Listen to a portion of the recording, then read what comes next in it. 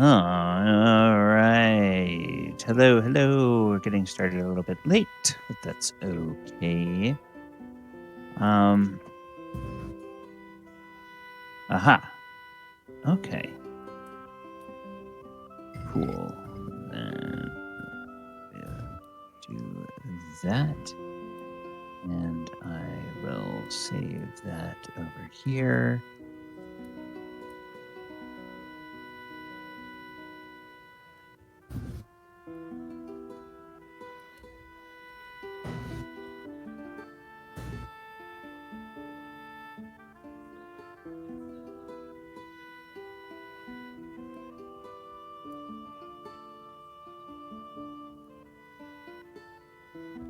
Okay. Then I'll go to my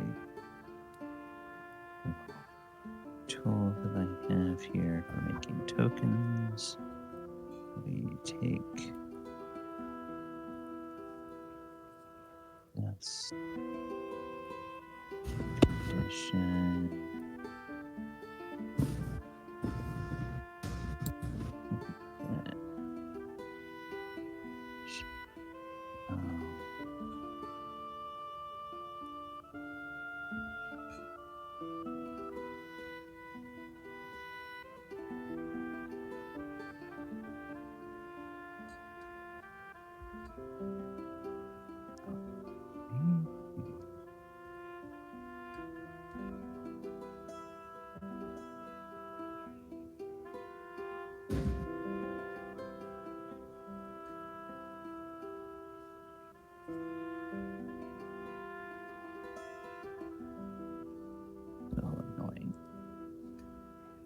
So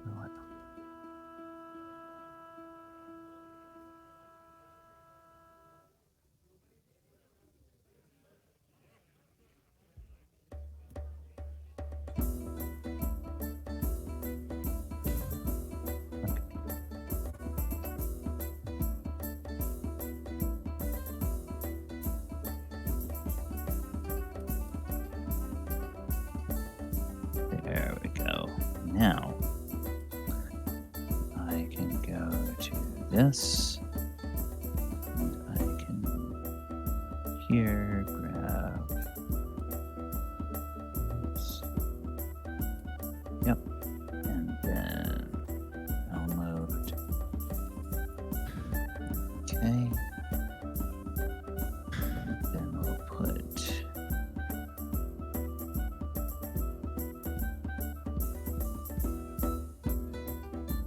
that in this folder.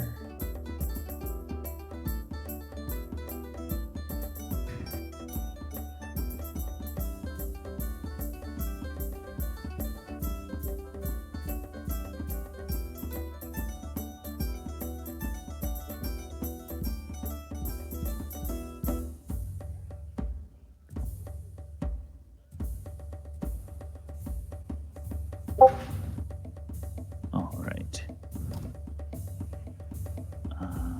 Then I will go back to here. This guy, get him. Go to this folder. Find there.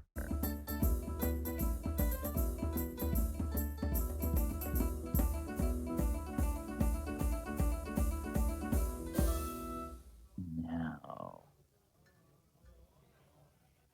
that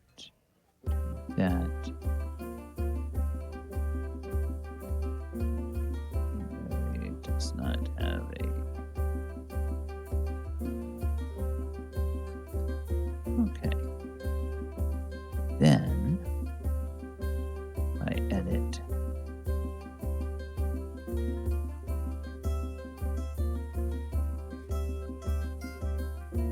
there we go. Now, when you put your token out on the board, your custom picture will be with it. All right.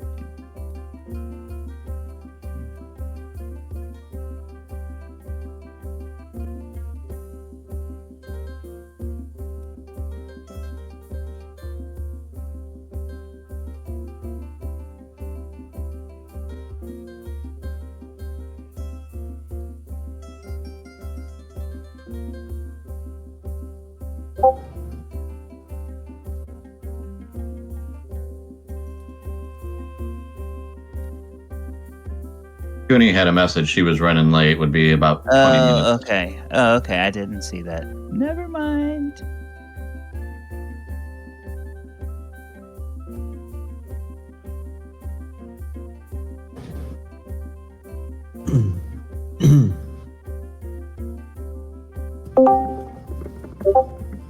And there she is.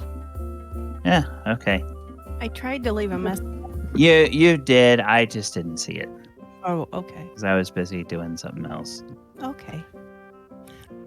Let me get logged in. Yeah.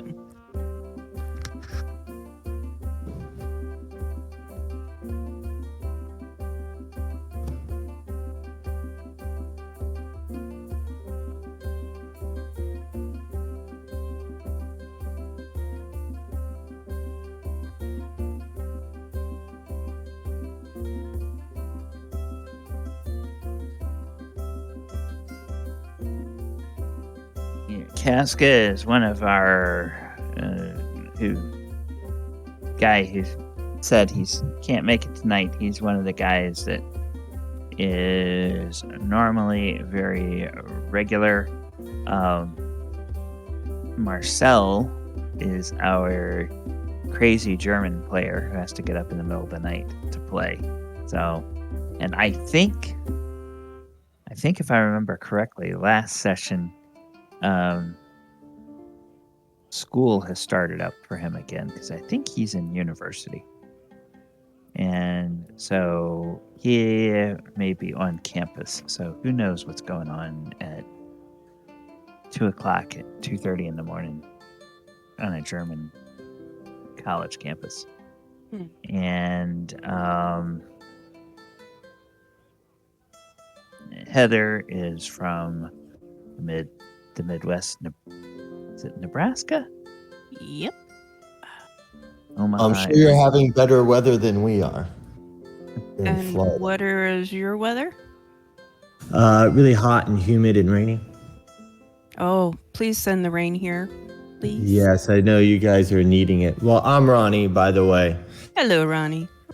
Hello there. Yeah, Ron owns a house about two doors down from me and lives in the same town. So, yay! Yeah. I was excited. But when he doesn't show up for gaming, you can just walk down the street and pound on his front door. Well, actually, that's his rental, so All right, counting on that one won't do any good. Still live close enough, though. Yeah.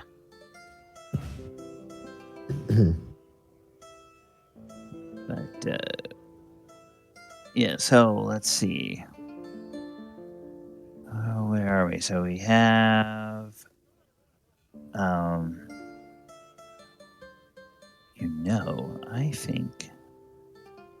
think I'm going to just do a little bit of a change of what I had thought was going to happen tonight. Uh-oh. He's changing stuff. Yeah, so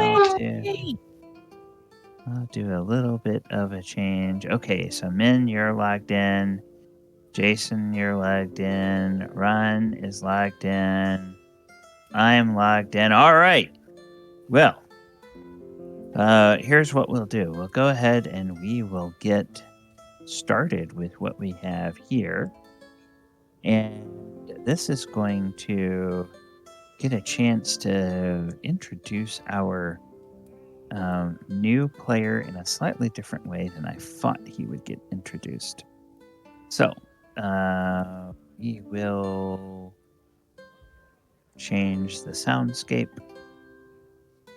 Ron, in the Discord, you may see that next to my name in the Discord voice channel, there's a little button that says live. That is because I'm using an app called Sirenscape. And what Sirenscape does is it gives us either background music or background incidental sounds. And if you click on that to listen to that broadcast, you can hear sort of the environmental sounds as well as what we're doing. So I'll start with the recap, and then we will get to what has happened with Aries. All right. Last time in this dungeon, the party went to continued exploring some of the areas for the cult of evil elemental earth. And part of doing that was finding an area where they located a whole room full of smashed and demolished gear, but they narrowly avoided stepping on a few very valuable items. And for Heather and Jason, I have updated the treasure and experience sheet from last time. Okay. So you can get that gear. It's got all of the Yep. loot the loot and the valuable items that you found in that one room. It also gives you some experience for the encounter that you had last time, but you only get half experience for it because you had to run away. Um, they did go and find what amounts to the main temple on this level, the Temple of Elemental Earth, and Arcturus, the paladin of Clangeddon, he boldly strode into the middle of the temple because he saw a plinth in there, and there was a brass chest that was sitting, or a bronze chest that was sitting on the floor. So as he passed by, behind him, two enormous earth elementals rose up, and they just kind of turned and looked at him. They didn't attack at first, but he went up to that bronze chest and he opened it, and he looked inside, and there were several implements. And as a paladin of a good deity, one of his abilities is to detect evil, just out in a cone out in front of him. And all of those implements in that temple were radiating some strong evil. And just for your benefit, Ron, the area that we're talking about is this part of the map right here.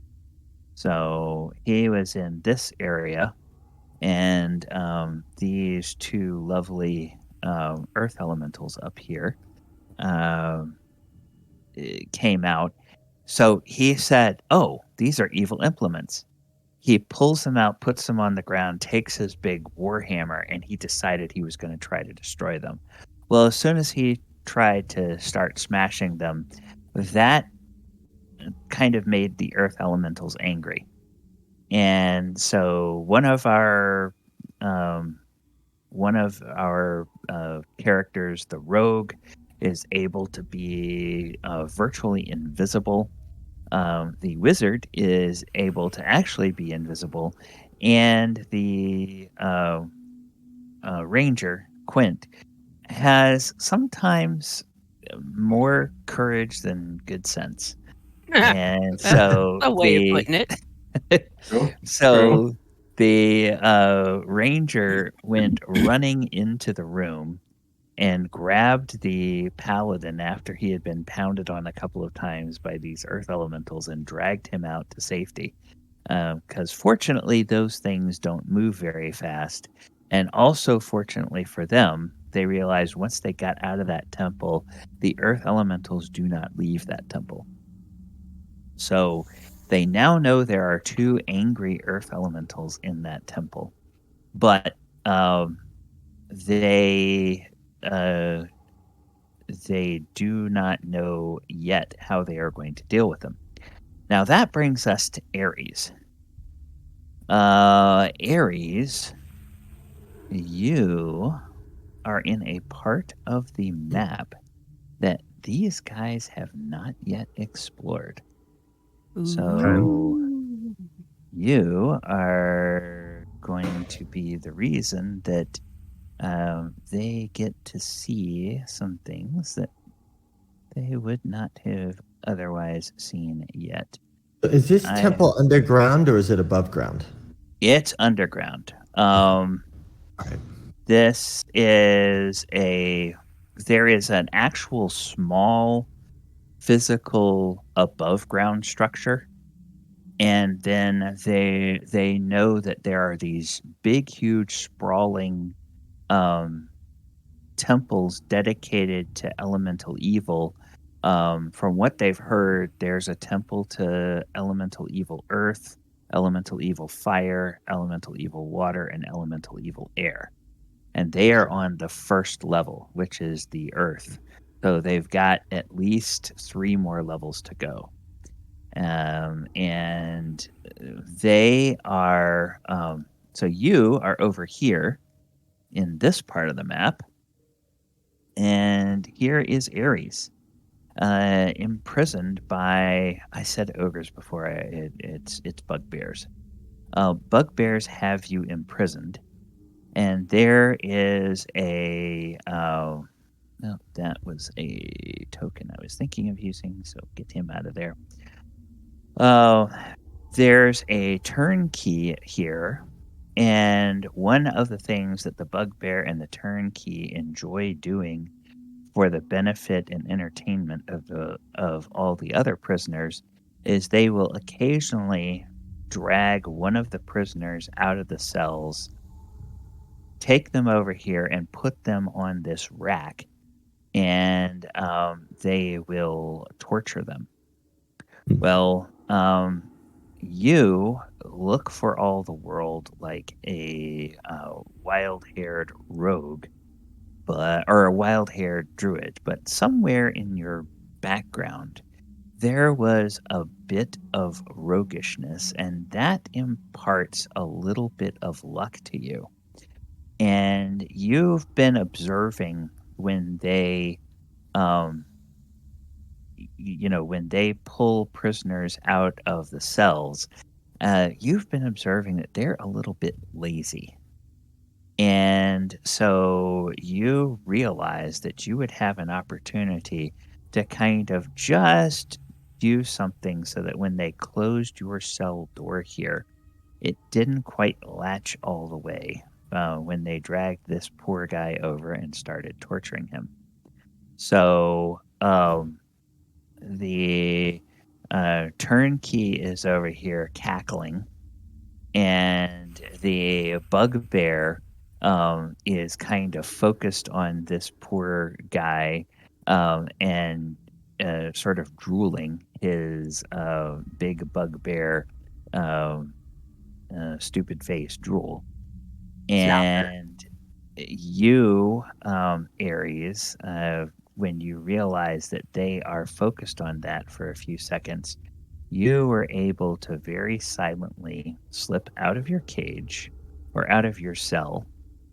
And after making somewhat soothing motions to your cellmate, who just is kind of cowering in the corner and shaking like a leaf, you manage to dart over here and dart out of this room, and you find yourself in a corridor. And let me see, just for yeah, okay. So you managed to come up this way, and I'm going to reveal part of this. I'm not going to show them exactly how to get there, but I'm going to show them a little bit of the way to get there, and then they'll have to figure out on their own.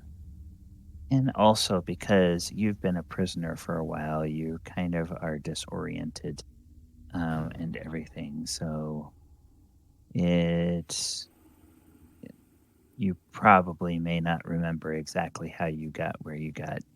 You managed to get out here, and then you managed to come up here, and you up to the north. You heard some growling and some noises up there. And it's like, nope, that's not the way I want to go. So you came back down here, and that led you to this area. And you'll find that the architects of this dungeon, they love this feature of where they love these 45-degree angle hallways. And it's kind of something that you found in a lot of old Gary Gygax modules. And then you got here and you heard some voices, but these voices didn't sound growly. These voices sounded human, and they sounded a little bit panicked, almost like they might be people that just escaped something themselves. And those voices are coming from this direction.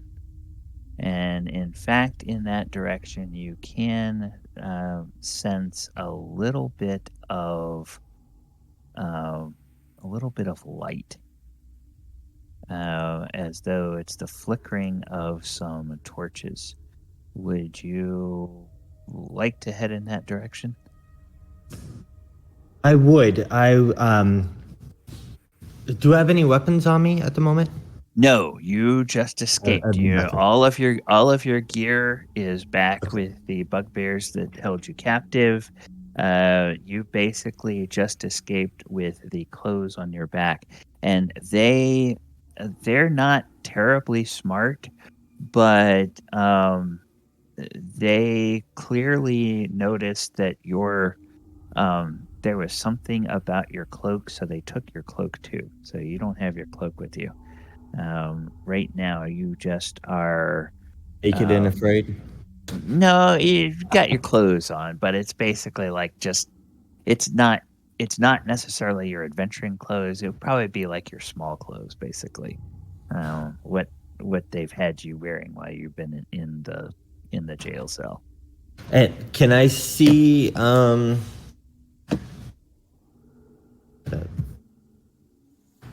click this. Can I see this person? You can see that person. That person appears to be looking in the opposite direction from you. They're looking north. Okay. I want to. Is it my turn? Yeah. Start walking slowly. Put my hands out in front of me. Psst, psst, trying to get their attention. Psst, hey, can you hear me? Psst. Okay. Yeah, These are stone corridors. So eventually, this guy, this is the bard, Archimedes. He would turn and he would look, and then he would turn back Quint towards you and Min, and he would say, "Hey, somebody's coming." I put my hands in front of me and I kind of kneel down and I pull up my shirt a little bit and show my pockets that I have nothing. And I motion if I can approach him. Min is invisible currently. Yep. So she's gonna go sneaky, sneaky, sneaky. And you see a I think we decided. Well, describe. I believe you're a human, right? Is that? I'm a half elf. Okay. I am currently not wearing much of anything besides some tattered clothes. Most likely barefoot, some scrapes and stuff all over me. My hair is a mess. It has twigs and different things in it with like little tiny dreads. I have some pointed ears, so you can tell that definitely a half elf. And so that's my appearance at the moment.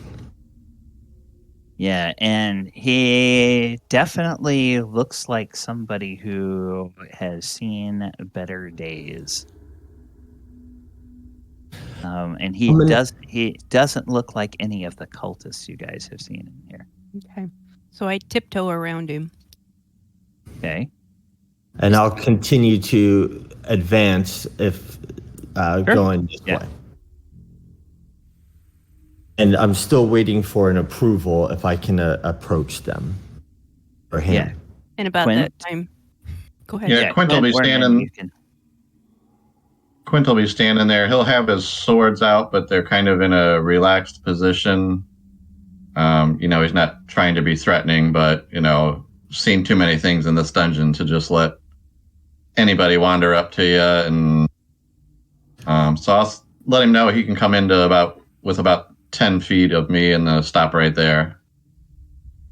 And then Min will whisper in his ear after she kind of tugs on his clothing just a little to let him know that she's there. She's like, hey, he looks okay. I got myself into this mess with this wrong group of travelers. They spoke highly of their finds beneath the grounds down these dark corridors. I heard tales of strange creatures, and it sounded quite interesting. So I was thinking maybe I would come along. They didn't know that I was following them for days, but then finally made myself known. They accepted me because of my talents. They blindfolded me because they didn't want me to know any of their secret way in. The last I know, I was sleeping, and I woken up imprisoned, and over behind me quite a ways was where I just snuck out from. I don't have anything with me. I do need to get back over there, but if any of you have just a little piece of food or something that I can have, I would be so grateful. And I can help you guys maybe navigate some of it, whatever I could remember. But I could at least give you some of I can use my talents to help heal you guys if you help me. Yeah, what are these talents you keep speaking of? I've studied in the forest for basically my whole life, and I became one with the trees and nature. And I'm not that skilled yet, but I am able to heal your wounds rapidly. Oh, okay. Oh, I see. Can I tell any? I don't know. Do I have any insight as to if he's telling the truth? Since I'm a ranger, to know if you can make an observation check, and I just have to remember and look and see if that's an intelligence roll. If you have it, if you don't have the skill, it's intelligence -1.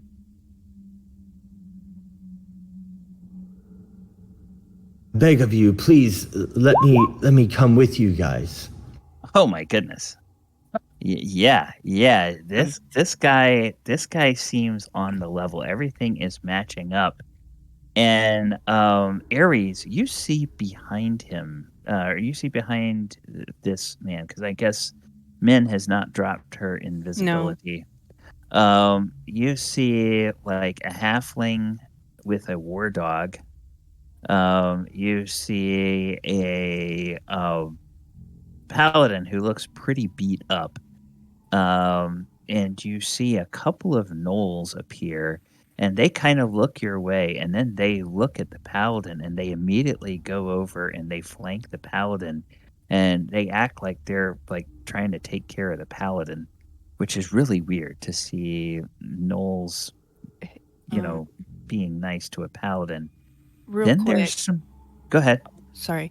Is there clothing? Did we find clothing in these places? Oh yeah, you found plenty of serviceable clothing. Okay, so I will, while he's talking to Quint, I'll go in, gather up some clothes, find a pair of shoes, whatever. You know, Max, I can't see my cursor when you put your head in front of the computer. So then once I get done, I will come back out and basically get within like 10 feet of him and kind of suddenly make the clothes drop on the floor. I just see Okay. these floating clothes in the air. Actually, you see them just like fall from about waist height out of thin air and land on the ground. Because in this edition, when you're carrying something and you're invisible, it goes invisible. Then when you let go of it, it becomes visible again. So And then she'll pull out a wine or like a water skin and then drop some apples on the on the top clothes. of clothing. Yep. Okay. Yeah, so clothes appear and then some food appears. And Some water and yeah. some food and water. So Thank you. I'm so gracious. Are those other people with you that are behind you? I see a whole group of people in cloaks. Yeah, we've picked up a few friends since we've been here. Knowles have been with And- us for a while. Just wanted to make sure. I Yeah. go for the water first and pick up an apple and start eating it while I'm watching. Okay. Then the one of the mercenaries steps up and says, "Yes, I'm Burrell. These are the rest of my growing platoon, I guess you would call it. Some of us joined up because of the pay. Others joined up because these guys beat us up and they paid better than the people we were fighting for before. So it's like if somebody can beat you up and they pay you more gold, hey, why not join them? And I think you'll find that's the same reason the Knolls are with them. They may look scary, and just don't turn against these guys, or the Knolls will not be happy with you. Okay. Point taken. I put on some of the clothing that you dropped off. Thank you very much. Yeah, it's just kind of serviceable nondescript. It's stuff that like that probably a soldier would wear when they were off duty. So Sure, it has less blood on it. Yeah, it's fresher than the stuff you've been wearing for however long you've been locked up there in that cell. And you do know one thing. You do know that even though they would occasionally come in and torture you, they never asked you any questions while they were torturing people, but they did taunt you and tell you that it would not be long before they fed you to the elementals. And that, of course, freaked out a lot of people, that are a lot of your fellow prisoners. And I think you were probably there long enough for at least one person to go missing and never come back. And I pass this information on to everyone that's around me. okay. So yeah, Min and Quint, that kind of corroborates some of the stuff you've read, some of the stuff you found. Yeah. Okay. Have you all seen an elemental yet? One or two. Oh, okay. Maybe. You can talk to Arcturus about that. He got up close and personal with him. But Okay. I think, did you say there were other people captured along with you?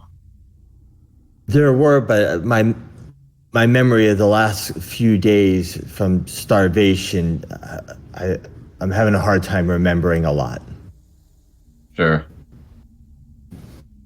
Well, I think we'd probably want to go and rescue those people if we could. Can you show us the way back there? We checked this place Yes. out, didn't we? Yes, that was the library. I can't remember. Did we find anything important in there? No, just that fragment of a book talking Okay. about the levels down below. Does anybody have an extra weapon they could give our new friend for the time being? The I know. I don't know. Are they yeah. limited in this edition? Yeah, Yes. they are. The Knowles will say, "Oh yes, we found some weapons. The dead soldiers, they don't, or dead cultists, they don't need their weapons anymore. Ha ha ha ha. And weapons don't taste as good." And so this one Knoll will come up, and he's got kind of a big sack over his shoulder, and he won't get too terribly close. He'll get about 10 or 15 feet away. He slings the sack off and sort of lays it down on the ground, and as the mouth of the sack opens up, you see a number of weapons in there, and within that, you can find several clubs. There is a scimitar. There's a couple of slings. There's a couple of spears. There's several daggers, and there's a staff. So you could take whichever one of those that you want. And if you've already put some weapons down on your character sheet, you just say, "Okay, I take one of each of those." Okay. And I reach in and the scimitar, I look at it and I smile. I'm like, oh, this is perfect. And I grab that and I grab a dagger and I say, thank you very much. This will be very helpful. And the Knoll kind of bows to you, and as he does, you see he's wearing kind of a wooden carved amulet around his neck. And he says, "Please accept these gifts from the Church of Clangadden." And you know that Clangadden is the dwarven god of war.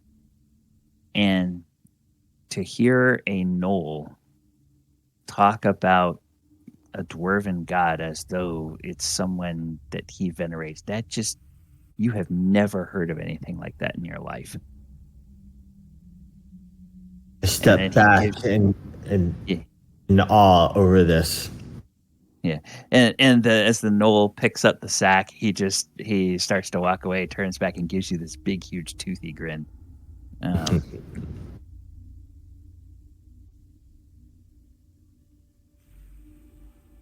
So before I showed up, where were you guys headed?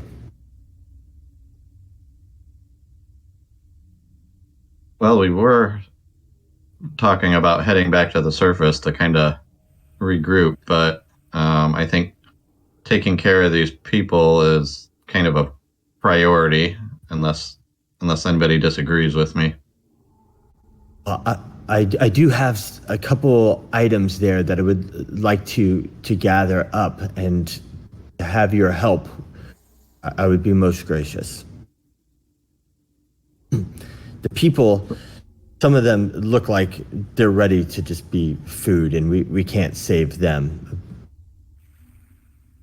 But I don't know about the others. Well, I think if you want to lead the way, or we can go with you, or I'll follow you. Okay. Or tell me which way to go. I don't know what kind of shape you're in. Sorry, trying to get my mouse to work. Use my tablet.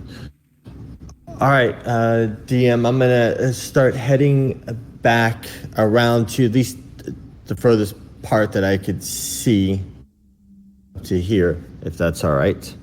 Yeah, sure. And you guys can go ahead and bring your characters along We know Cask is not going to make it, so I'm going to leave him and Desert Wind here. So once we get through this little corridor right here, and we start going down these hallways, it's kind of a blur to me after this point.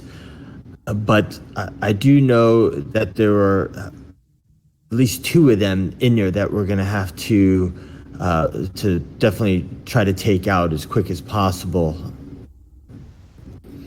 Okay. But besides that's all I remember being in there. But I was stumbling trying to just escape from there. Sure. Yeah, you've been gone maybe a total of like 4 or 5 minutes, and there hasn't been a cry of alarm or a cry of suspicion raised yet. And you know that when they start torturing a prisoner, like they're torturing this guy, if they are having fun, they can go on with that torture sometimes for a half hour or longer. So, it's surprising to you that people can even survive that much. But as you get here, Aries, this angled corridor that seems kind of right to you. And Quint, I'm gonna say that that sort of with your tracking, you can sort of sense that this is the direction that he came from. Okay. Like this guy is in such bad shape that even though he is kind of a person of the woods, he's just kind of operating on survival mode. So he's not being super careful about anything Yeah. at this point. So it's Would pretty I hear easy the? for your. Go ahead. I was gonna say, would I hear the person that they're torturing at this point? Obviously, I don't know if there's any doors closed, but You can make. Let's see. Let's take a look at your skills. Do you have like a detect noise or hear noise? no, I don't have anything like that. It would just be a straight attribute check, or if Uh, that's applicable. okay, yeah. Just give me a wisdom check to see if as you're listening, see if you can hear anything. Oh wow, now that's pretty good. Yeah, you can hear some muffled cries, and I will go ahead and kind of open up some more area to let you know where those are coming from.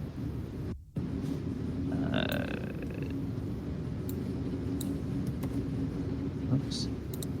The muffled cries that you can hear are coming from beyond this door here. Okay. This is a door that normally looks like it's probably concealed. It was closed almost all the way, but it wasn't quite completely all the way closed, so that's how you know that it's there. And so you can tell that that's where it is. And Aries, when you see that door, yes, you remember that's the door you came out of. And you can recall that there's a short hallway that descends a few stairs into the area where you and the other prisoners were being held. Okay, I'm gonna let everybody know this information. Hey, I'm gonna try to stay back because I'm a little weak right now. I am going to follow, but I just don't want to be in the lead. And so I describe how to get down there, and I also want to put myself in stealth mode. How do I roll a stealth check? Basically, you would roll a. Okay, we are using. I realize we haven't set up your proficiencies yet. We are using the optional proficiency rule. In second edition, Let me see. For the priest, you but you would also have rogue. I think as a rogue, you have move silently. So I do, and I have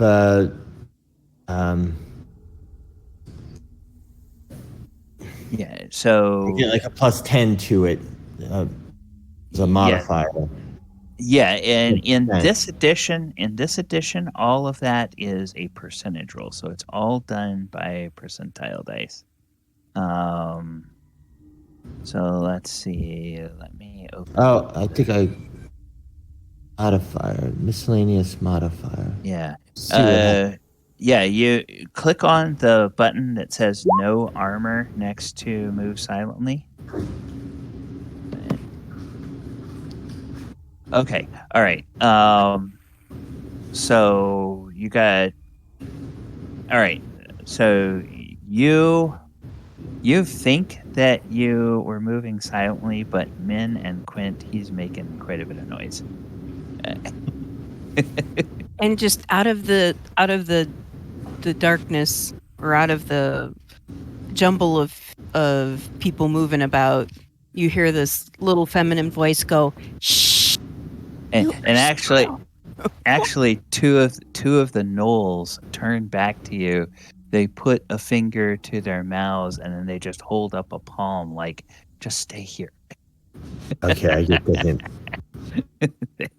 hint. They will do that, and some of the mercenaries are coming up, and the mercenary leader goes up and talks to this one lead gnoll, and they kind of have a little conference, and then the gnoll uses some hand signals to the other gnolls, and they nod, and these gnolls, they just start creeping, and it's eerie how quiet these creatures can be for as tall as they are. They're like 7.5 feet tall, but they make less sound than a mouse when they are wanting to try to be quiet. And the mercenary leader, he points to some of his guys, gets them to deploy in a certain area. He sends 2 of them down here to guard this way. He keeps 2 of them up here to guard this way. And then he brings the rest of them on in here, and the paladin will go up here and will stay near these guys. But then the rest of you can head on down. And Quint, would you like to follow the gnolls, or would you like to go ahead of the gnolls? Well, follow the gnolls. I'm going to assume they'll be quieter than me, so I won't let them get, 10, 15 feet or so ahead of me, and just kind of keep that distance until they make contact with somebody. Okay, they will come.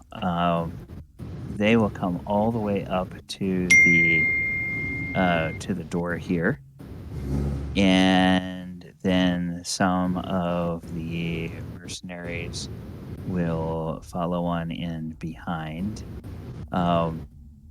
Brother Tuck will move over here and stand next to Aries, and you realize this guy is a cleric, and his holy symbol is the holy symbol of Saint Cuthbert. And you know that Saint Cuthbert is the primary deity of many human settlements in this area, because you're kind of within a 10 days ride of the city of Greyhawk. So you're kind of in that area of the world, is where you find yourself.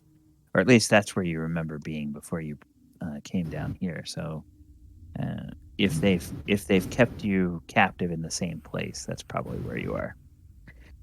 And the accent for all these people you're talking to is about right. So you figure you're probably there.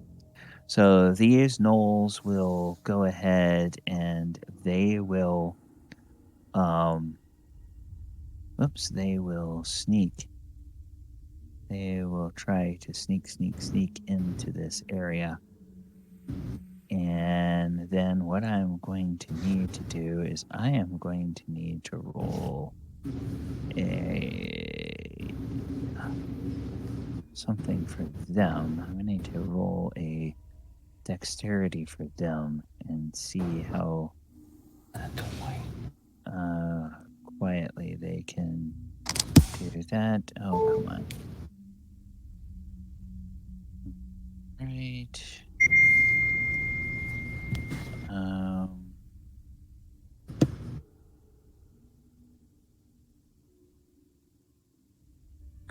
Alright, come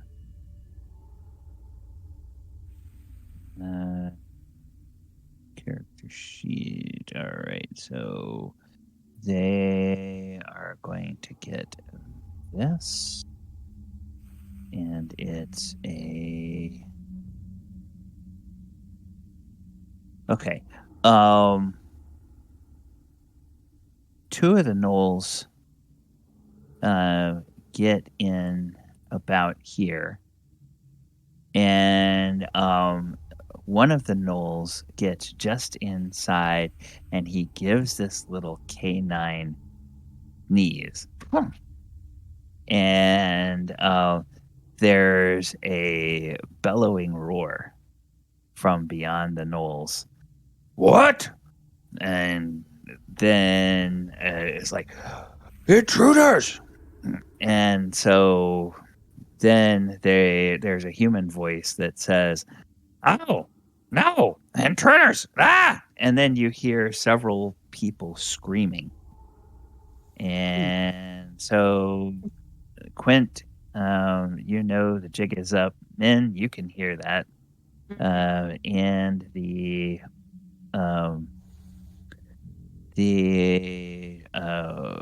mercenaries, they're going to kind of spring into action at that point. So we will go ahead and we will get into some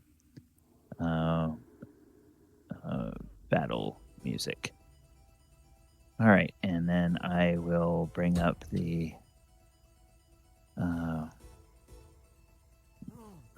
turn order marker, and you guys can go ahead and make your initiative rolls.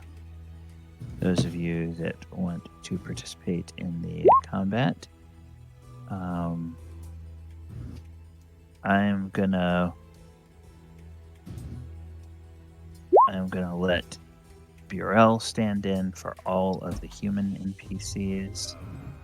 I'm gonna make a one roll for the null NPCs.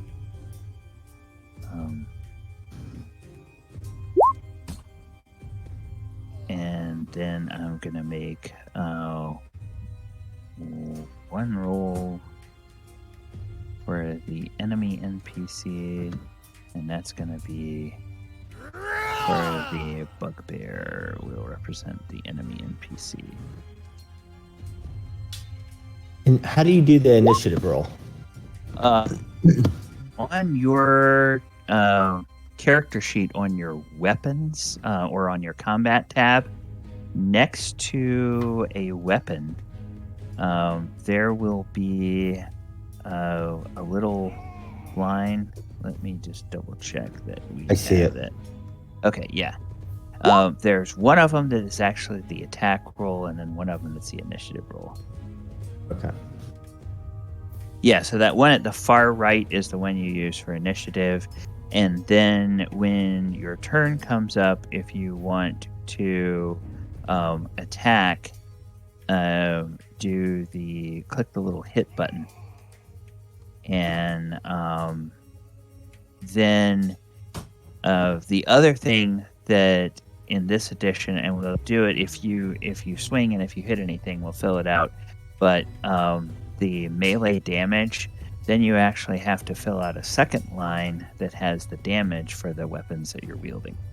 So it's a little bit more clunky than the 5e character sheet where it automatically adds the damage because it knows what the weapon does. So we have that. We have that. I can put these all in ascending order. Yep. All in ascending order. All right. So we have ourselves an opportunity to have a little fight here. And Min, it just so happens that because you are the fleet-footed half-elf wizard, you get to be first in initiative. So what would you like to do?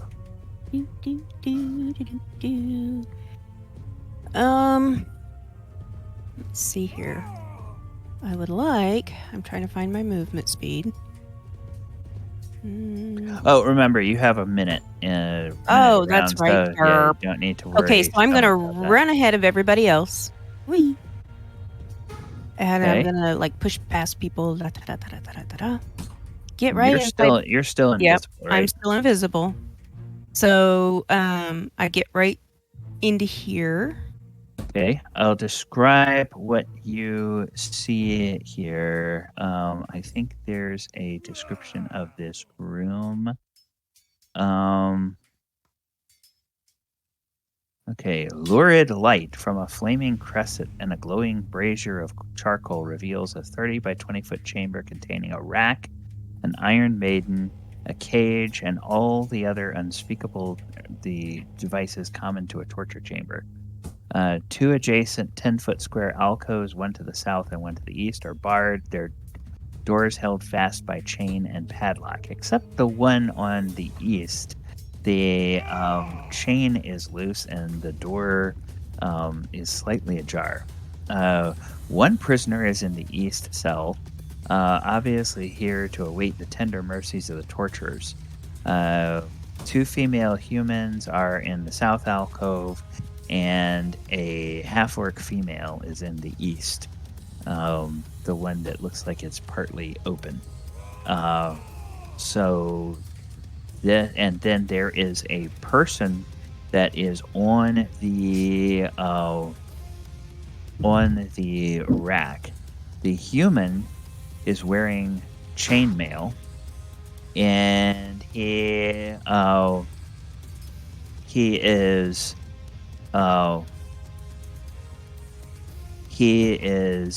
gleefully laughing, or he was gleefully laughing until the bugbear screamed that there were intruders, and was stretching the guy on the rack.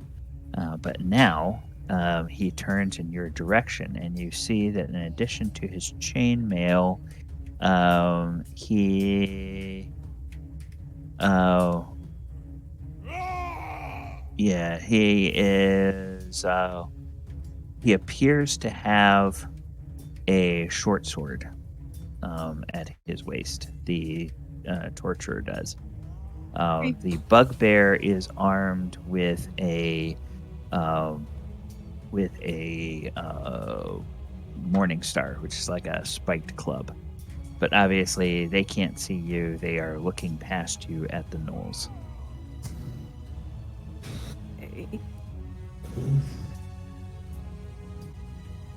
Okay. Hit dice monsters. Okay. I don't think that's going to work because these two people are a little bit more. Probably have more hit points than. Okay, so we'll go off to this other one that I was thinking about. Doo-doo-doo. And. Voila. Yep. Okay. And this whole section right here. Boop, boop. Even this poor guy. Boop, boop. Oh, yeah, sure.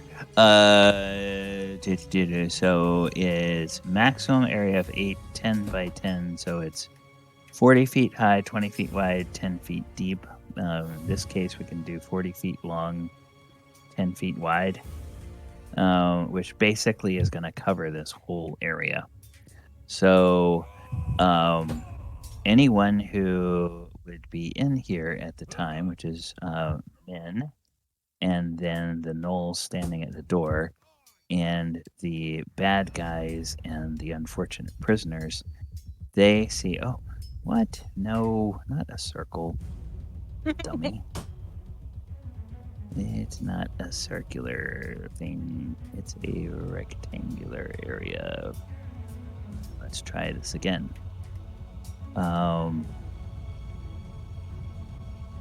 This whole area here just fills up with sticky spider webs. And the Bugbear and the torturer and the prisoners, they all kind of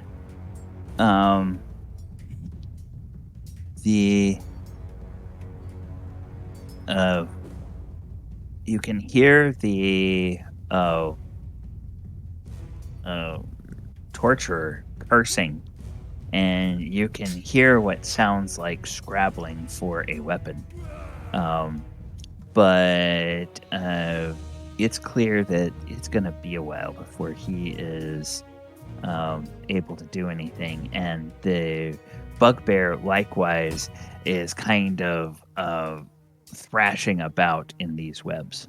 Okay. So, as a wizard, you would kind of deduce that means that these two must have a strength somewhere between a 13 and a 17. Okay. So they're eventually going to be able to break out of it, but you bought everybody some time. Yep. So I basically then kind of push my hood back as I walk back through the ranks and go, "You're welcome. Have fun." Yep. And of course that casting that spell drops your invisibility. Mm-hmm. And I come back up here. That was fun. Yeah. Yeah. You see, Aries, you see a female half-elf wizard who looks very, very pleased with herself, walking back up the hall. And she tells the mercenaries, "They're all yours, boys." Yep. And I'll turn to her and go, It's nice like to shooting meet fish you." in a barrel.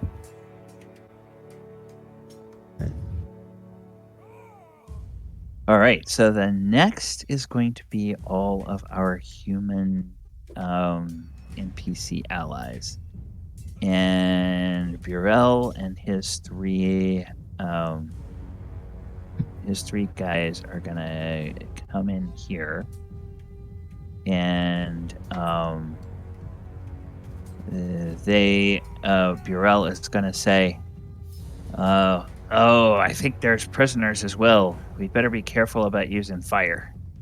And the other guys kind of grumble, like, "Oh man, but it's so much more fun to burn the bad guys." And so that's what they do. They pull out their weapons, and they kind of take up a posture of getting ready to do something whenever trouble asserts itself.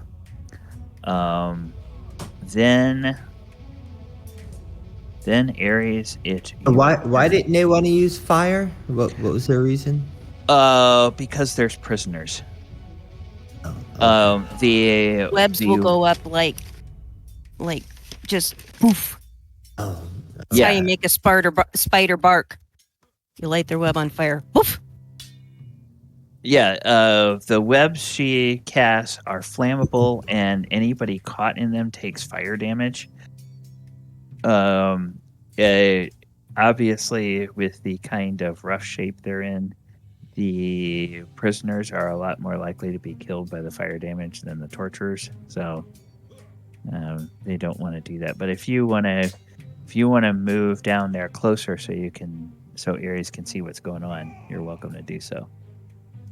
And we're just moving our normal movement at the moment? Rounds in this edition are a full minute. So basically, basically movement in combat. The only thing we take into account is if you're moving through a threatened space and whether the person gets a chance to take a whack at you. You can pretty much move as far as you want within reason. So you can get all the way into that room where you were being held on this round if you want to. Or you can go and hold up right behind Quint and the Knolls if you'd rather do that. And if you're in a fight and if you move, do they get a free attack on you? Then it's a comparison of your movement speed and their movement speed. In this edition, if they move faster than you, then yes, they can attack you. But if you move faster than them, then you can get away from them without them being able to attack you. Oh wow! Okay. Yeah. So there's a lot more ambiguity in this edition than there is in later editions. Huh. I'm gonna move. Seems really weird, so I'm gonna move 30 feet, and Okay. I'm gonna move to right here, just so I can kind of get a glimpse of what's going on. I'm very curious of how things are going. You can go Okay. up closer. Well, yeah. If you I went all wanna the way stay down there and all the way back. Yeah. He's also not the- just come out of captivity, so he may not want to get too close to. I am so looking forward to seeing them die, but I don't want to die myself at the moment. So I will just sit here in a good spot to just view their torture. There you go. All right. However, well, I don't want to draw any attention to myself, so I'm going to just stay right there. Okay. All right, and Quint, you are up. All right. First question: do you have this guy in combat order? I didn't see him. He is on the same turn as the Bugbear. Oh, all right. Sorry about that. I just No, that's okay. not that we need to. Well, anyway, can I move up here and take a couple of pokes at this guy since he's so big, or are the webs in the way? You can take a poke at him. I'm going to say if you use a stabbing weapon, I would let you stab him. If you use a slashing weapon, you would then have to roll to see if your weapon gets caught in the webs. Okay. I will. No! Wait a minute. You have that belt of giant strength, so you could go right through the web. So yes, to answer your question, you can hack through it. Now, if in an odd sort of way, if you start hacking at him, you are going to make it easier for him to get out if he survives your attacks. Right. I don't think he's going to be in there too long as it is, and Okay. I'll take a couple of whacks and get out of the way so that the Knolls can then finish him off if I don't. So Yeah, we'll sure. take a couple of swings at him here. Okay. Armor class 0. That's gonna hit with the longsword. All right. And is he a large creature? Yes, he is. Hope so. Let me click the other button here.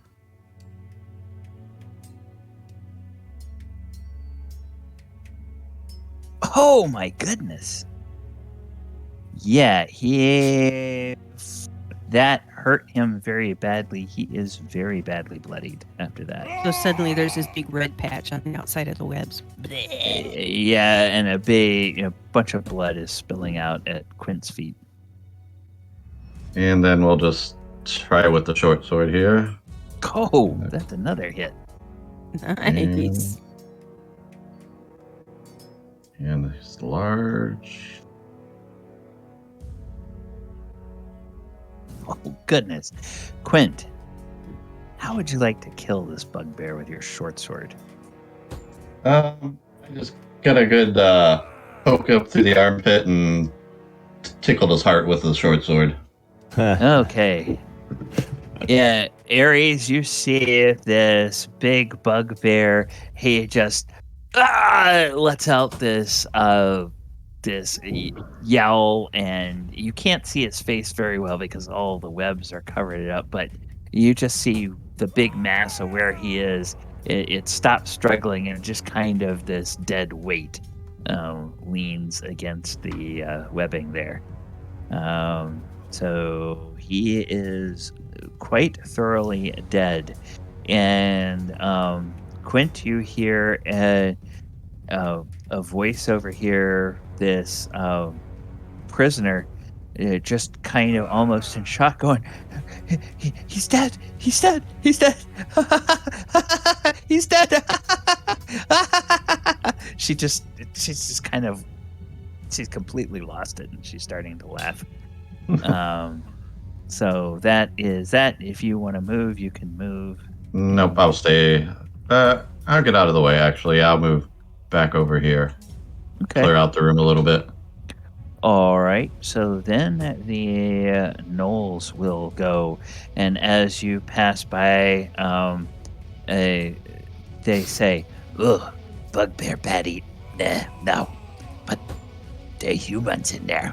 They're human cultists. We have good dinner. And so they come in, and they are kind of like doing this, and stink in here, bad stink. And one of them goes over here, and you hear this orc. She gives a little squeal, and he says, No, I'm with Clang Adam. I'm here to rescue you. And then you hear like a clunk where she just faints.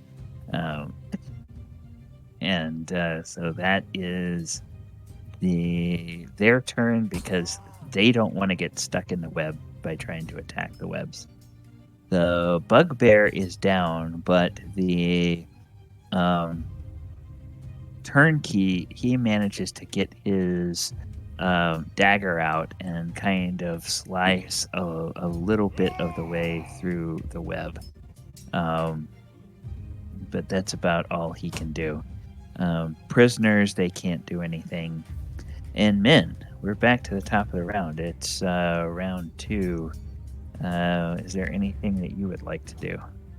Other than just move down here and flop down on the floor next to this other half elf. Okay. Nothing. All right. My work is done here. Okay. Burrell says, if only we had a way that we could remove some of these webs and get some of the people out. He says, Alcott, swap places with me. So Alcott does. Burrell goes down here, and Burrell will begin with his own dagger. He will begin hacking. Whoops, that's not the one I wanted to move. I want to move this one. He will begin hacking his way here, and like he's gonna try to get to these human prisoners that are down here. But that's about all he can do. Aries. One of the torturers is dead. Everybody else seems to be waiting for something to happen with these webs. All right. Is there any more of them alive? Any more of the capturers, or that was the only one? You have seen at least. You remember when you first got here, there were several humans and maybe half a dozen bugbears. In the last few days, you only remember seeing one human that was your captor, and 2 different bugbears. So you know one of those bugbears is dead. The other bugbear, you don't know exactly where he is. They must have like some quarters or some sort of a office or something around here somewhere. But you've been locked up in your cell. You don't know where that is. All right. Are we aware of these that I'm clicking on? Yeah, you know that there are these two human prisoners. Oh, those are prisoners too. Okay. Yeah, those are prisoners, and then this other half orc that was in the cell with you, she's also a prisoner. Okay.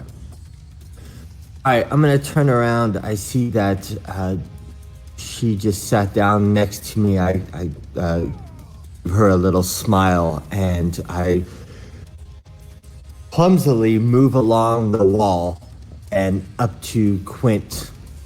I move my scimitar to my left hand. I reach out with gratitude and go to shake his hand.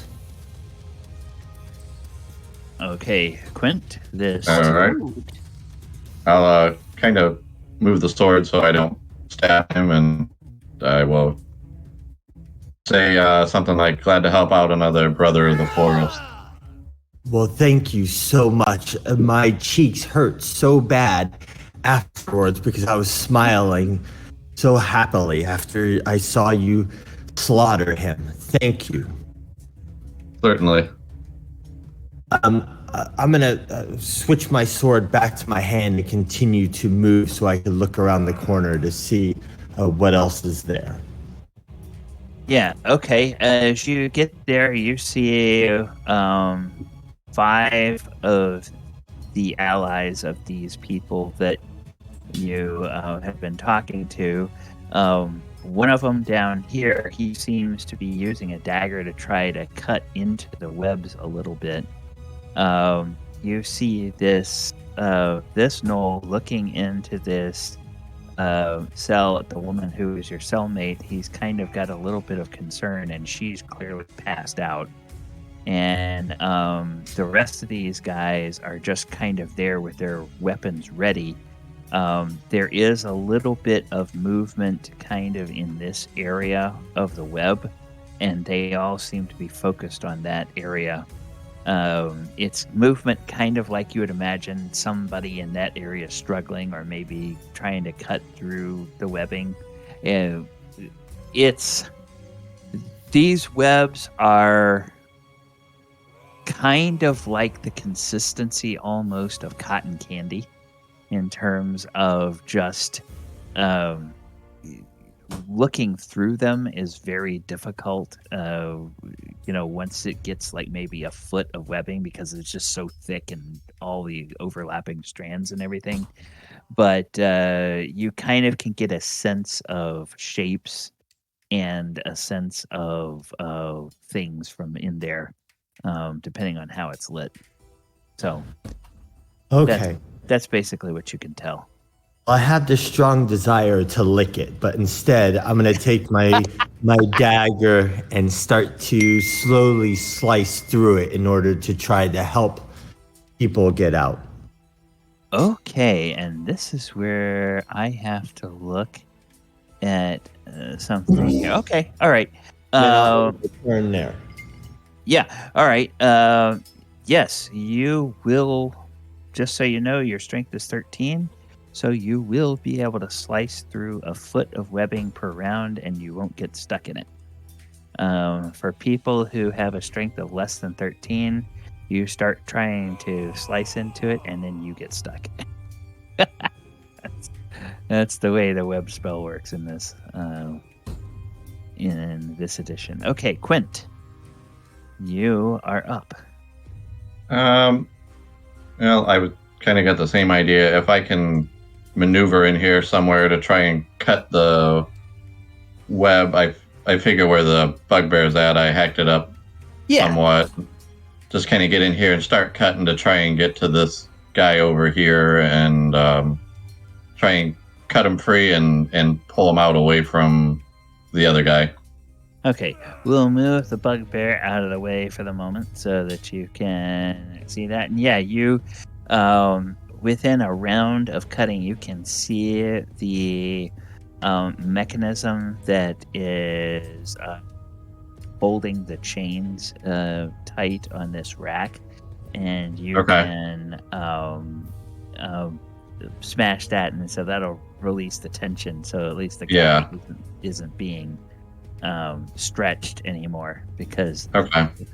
this torture, he just stopped what he was doing to react, and the guy is still there being with all the tension Right. on him. So, Okay. all right. So Then yeah, once next round, if I can, I'll pull him to safety, or just keep cutting away at the webs if I need to. Okay. All right. The Errol will look over at Odom and will just kind of growl something in Knoll to Odom, and from the posture that Odom takes, Quint, it looks like he's been told to sort of cover you. So Odom is just sort of there, ready to attack anybody that tries to lash out at you. I give him a smile and a thumbs up. Okay. And otherwise, they just sort of keep waiting. Then this guy, this turnkey, he hacks a little more. Actually, no, he doesn't. He notices that something has happened to his victim. So he turns and he takes his dagger and he tries to stab the guy that is on the rack, because that's the kind of person that he is. So let's see. He uses the same stat sheet as this guy. So he will make an attack. But because of the webs, he misses. And then you can hear Quint, you can hear him go, "Damn it." And that's his turn. Min, Yes. you are up again. Well, apparently he's a bit rude. So I'll just come over here and sit at the top step. Okay. All right. Girl will continue hacking his way over here. Aries, anything you want to do? You said somebody was still imprisoned, and she was lethargic on the ground. Yeah. I'd like to investigate the room, if I can roll investigation and see if there's something, my skill set that I find that I can use to pick the lock. Oh, this is the door that you came out of, and you left it ajar. So you don't have to pick a lock. You can slip in there. The Knoll is kind of standing here. He moves down now, seeing what the mercenary leader is doing, and he's kind of standing there, weapons drawn, sort of covering the guy that's going after these other prisoners. And yeah, you can get into this cell because the door is unlocked. And when you do, with your druidic training and your familiarity, you basically see that this woman has just passed out. She has been malnourished like you. She's been roughly treated like you.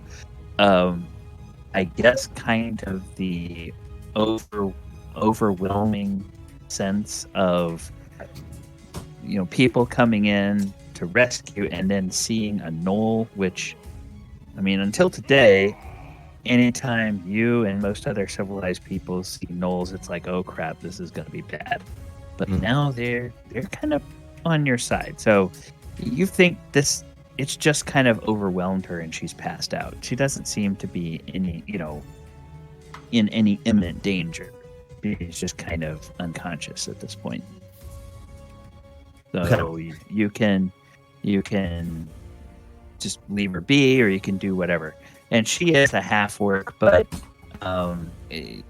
she has just been terrified the entire time you've been there.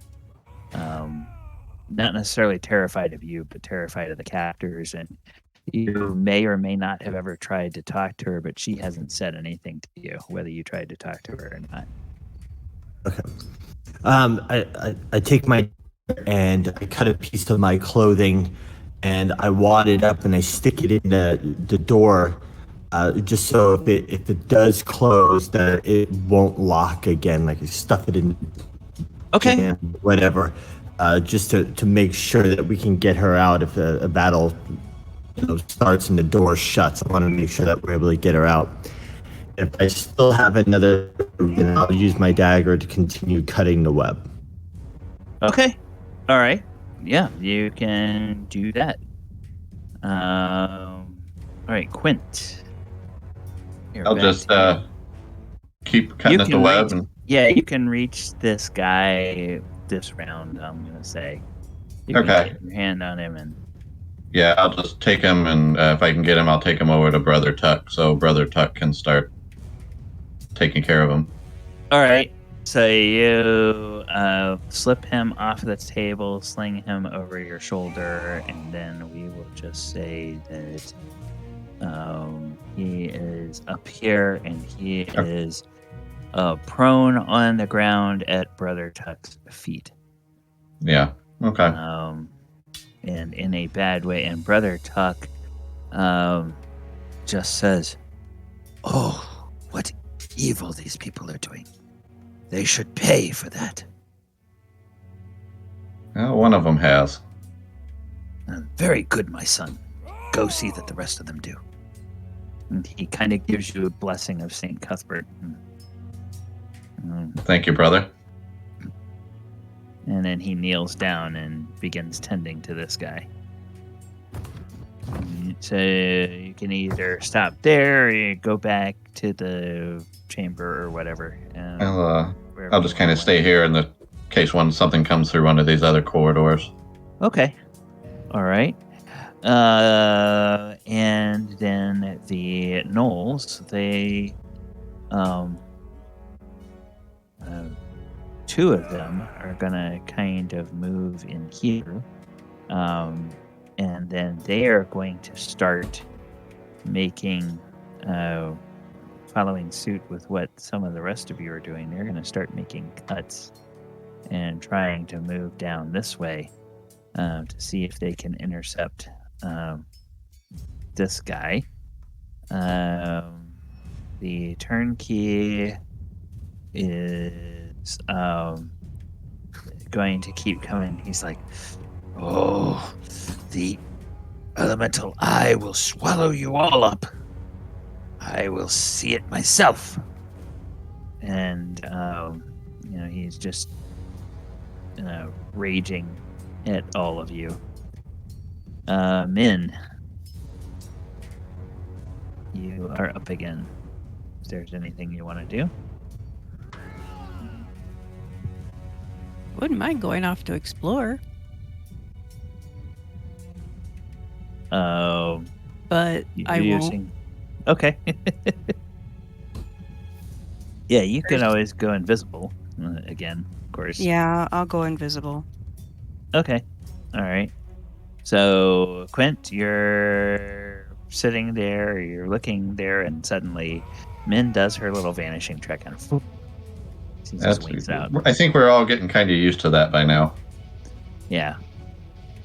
All right. So the Burrell finally gets far enough in here, he can start fiddling with the lock on this thing, and you can just hear him like taking like a small like one of the maces or something you guys have found, and just sort of bashing at the lock on the cell door now is what you can hear him doing. Aries. Wait, don't be bashing on that. Let me see if I can pick that for you. And he's like, oh, okay. So he'll back out of the way. And you can move over into the square if you want to. Okay. These are the things I don't know how to do on this character sheet. Is how to like. Yeah. Okay. So if we go to your rogue tab, and then go on the open locks line, go to the little button that says no armor, and you can click on that, and that will. So do I put in the modifier? No, because the modifiers are already in there. It's already built in. Okay. Oh, yes. Okay. So a lower roll it gets me in? Yes. These are percentage chances. So your chance to, as a first level rogue, your chance to pick locks is 30%. With your race and the bonuses that you have and everything. So you want to roll under that 30. And you rolled a 4. So you look at it. Is that on the 100-sided dice? Yeah. Oh, basically, okay. It's you look at that and you start to think, gosh, I wish I had my lock picks. And then you realize, oh, these idiots, they didn't even make these locks correctly. And you can grab the lock and twist it in such a way that it actually loosens the sort of the tumblers in there, and you can pull the lock apart. So it's like you don't even need lock picks to do this, but most of it must have had something to do with him beating on it before. Maybe, yeah, maybe. But you kind of just blow your fingers off because you got that magic touch. You should take some credit for that. And now, of course, this area is all filled with webs, and these two prisoners are stuck in these webs, and they're kind of just feebly moving around like little flies in a spider's web.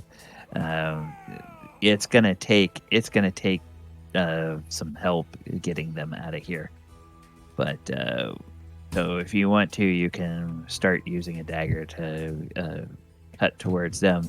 And Burrell, the mercenary leader, will say, "Very nice," and he'll turn back and say, "We got another useful one."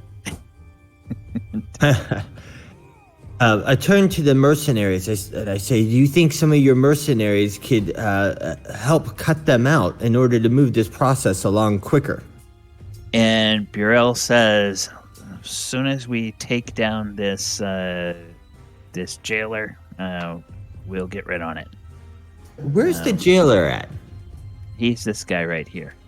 He's cutting. Yeah, he's cutting his way through webs trying to get out. He's like basically able to move 1 foot per round. We're trying to get him out, correct? No, you're trying to kill him. Oh, okay. He's one of the bad guys. Yeah, he's one of the bad guys. The gnolls are working their way towards him. All right, my misunderstanding. They all look the same, so I wasn't sure. Yeah. Our guys have the green dots on them. Yeah. Oh, The guys, thank you. Guy, that helps. Yeah, That the helps. humans, the humans with the green dots are the mercenaries for the party. Okay. And I am right. All right. So, Quint, you are up. You hear a shout of approval from Burrell. You're not sure what that's for, but you think that the new guy must have done something. Well, I'll come in here and kind of see what's going on and check it out, and then he'll start cutting his way to the last guy here so that we can take care of him and avenge all these prisoners. Okay, now, you have a strength of 20. Correct. So I'm going to say that with this guy being about halfway to them, you could cut your way in one round to a point that you would be able to attack him next round if you wanted to do that. Okay. Sounds good. All right, so you're going to be able to attack him the next round. The gnolls, they will continue to try to get there. It's going to take them a couple of more rounds to get there. This guy is going to continue trying to move towards this one. And Min, we're back to you. Same thing, different day. Okay. All right. Burrell says, all right, boys, looks like it's almost showtime. And he steps over here and he says, I got your back, Quint. And he's got his weapon ready. Aries, you can see these mercenaries all kind of tensing up. Quint, the ranger that you met, he has this big belt around his waist, and even though he's kind of a slightly built guy, he seems to do a heck of a lot of damage with his weapons. And you have noticed from time to time that or you've heard about magical items that give you additional strength, and you kind of wonder if maybe that belt isn't helping him out somehow. Hey, Bob. Welcome. Oh. Hello. Hey. Hello. Hey, I think your character is, let me see, where did I put you? I think I left. We shoved Come him on, down stand a by. hole and left him. Yeah, there you go. Yeah. Over here, and then you can bring your guy over to this part of the map if you want to. Perfect. And you guys have met a new guy who is helping I you was just reading that. get some prisoners out. All right. Aries. Sorry. Was there anything you wanted to do this round? You were telling me about his magical. Well, I feel like something is giving him extraordinary strength, and so I keep looking over at him, trying to figure out what it is. But I'm still trying to dig these prisoners out, so I just keep hacking away with my dagger, just trying to get closer and closer to them. Okay. All right. So yeah, you kind of have a little area carved out for yourself that you can get in there, and now you're starting to work your way down into this cell now that you've got the now that you've got the door open. All right, Quint. You are up and you can take a whack at this guy. All right. Ooh, well, probably not with that one. Yeah, that gets caught up a little bit in some webbing and I didn't clear enough of it away, apparently. yeah. That one was only slightly better. Ugh, yes. But I got all my now- hits on the last round. Yeah, but now you've got his attention, and he snarls and he looks at you. And now that you have attacked him, when it's his turn, he'll be able to attack you, Yeah. unless you want to move further out of the way. No, I'm gonna stay there. Okay. All right. The gnoll will move down here, and with your efforts and the gnoll's efforts, he's now gotten close enough that he can also take an attack at this guy. So he is going to try to take a whack at him, and he also misses. Then he will step back a bit to keep the way clear for you. Then this guy will step up into this space here, and he will turn his attacks against Quint. And he will attack.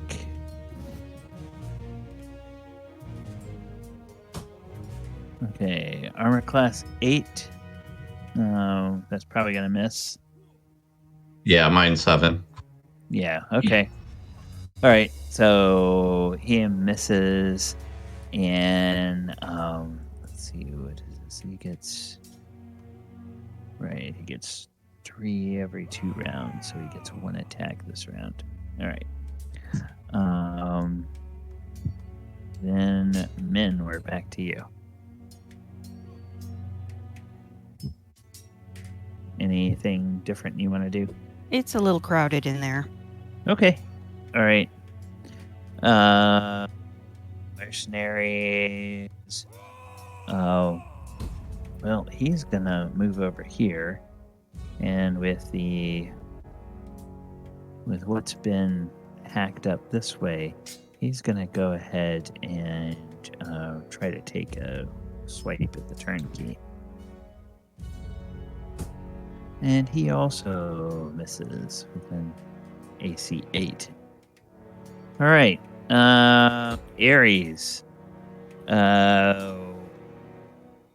We'll say, just to speed this up, that in this round, you've been able to get here, and you can choose, do you want to get this prisoner free this round or this prisoner free? I'll take the one that's below me free. Okay. All right. So you can move your token wherever you want to move them, and I'll just drag the prisoner along with you.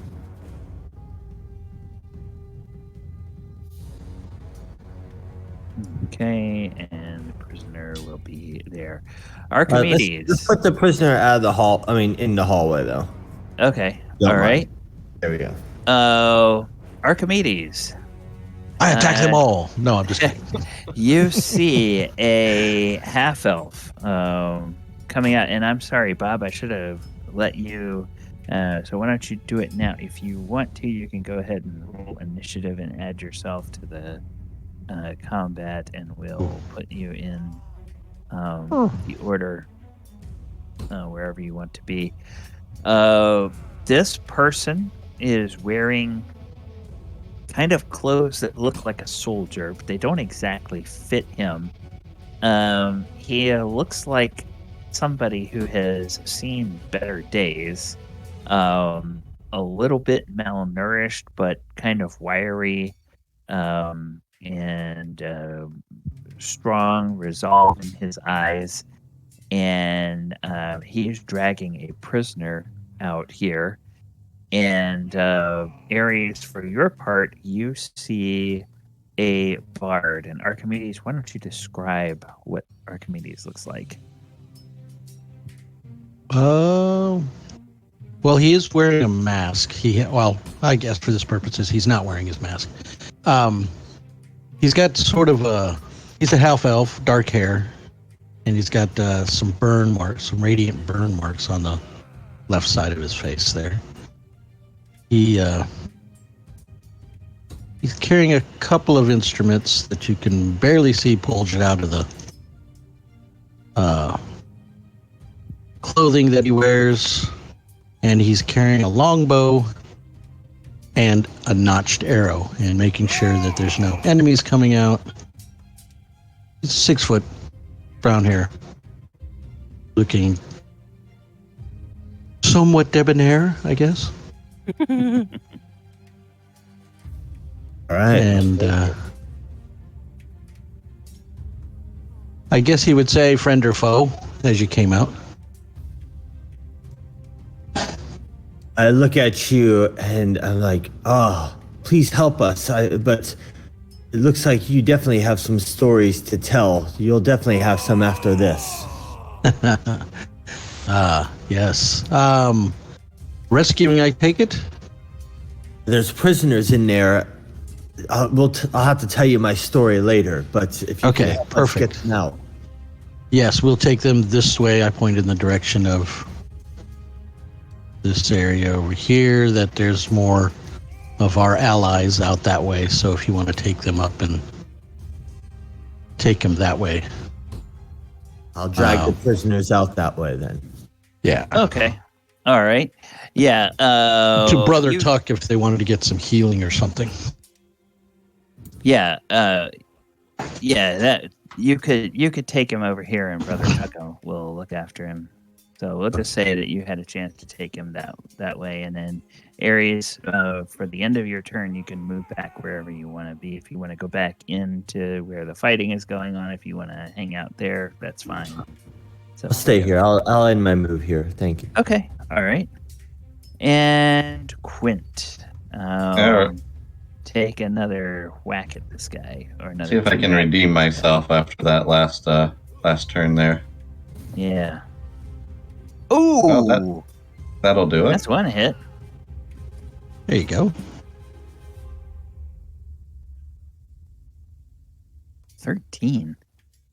Yeah, he definitely felt that. All right, that's a little better than the last turn. Let's try my other But attack he's here. not. But he's not bloodied after that. Yeah, that hits again.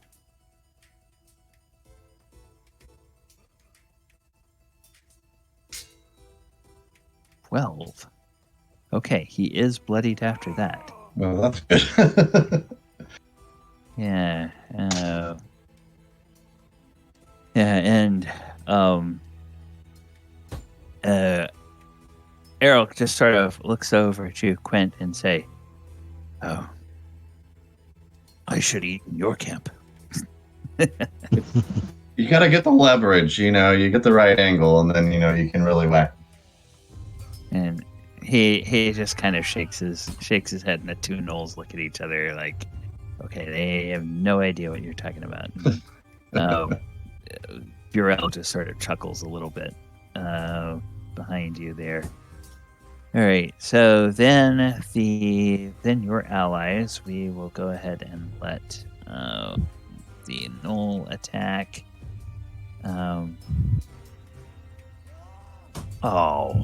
Bounces off of the guy's armor. Just missed him.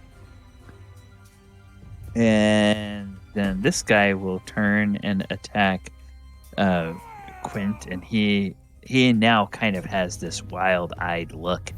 And he says, "The eye will consume you," as he What looks eye? at Quint. And he will attack you, Quint. He gets 2 attacks this round because of his fighter level. Okay. First one hits an armor class 3. Second attack hits an armor class 11. I think that's one hit, one miss. Yep. So then he deals 2 points of damage to you. Okay. With his short sword. All right, and then Min, you are up. I think I am just gonna go up here and stand with Dingbat that always calls me a witch. Oh, okay. All right. Go with Arcturus. Okay, and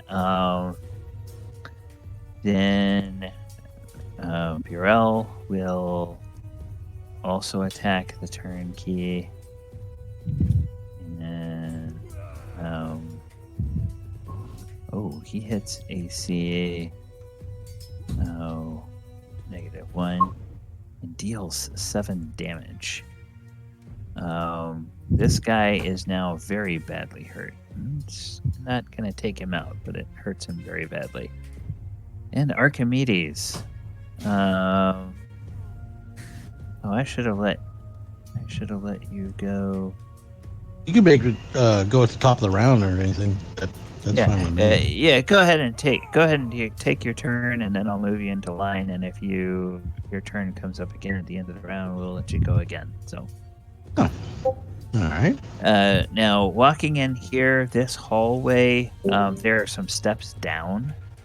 Okay. So if you get like over here, you can actually see this guy they're fighting, and you could essentially shoot over your friends' heads at that guy if you wanted to. Okay. So if I'm positioned here? Yeah, if you're positioned either in this square or this square. Okay. That sounds about level enough. Be a pokey head.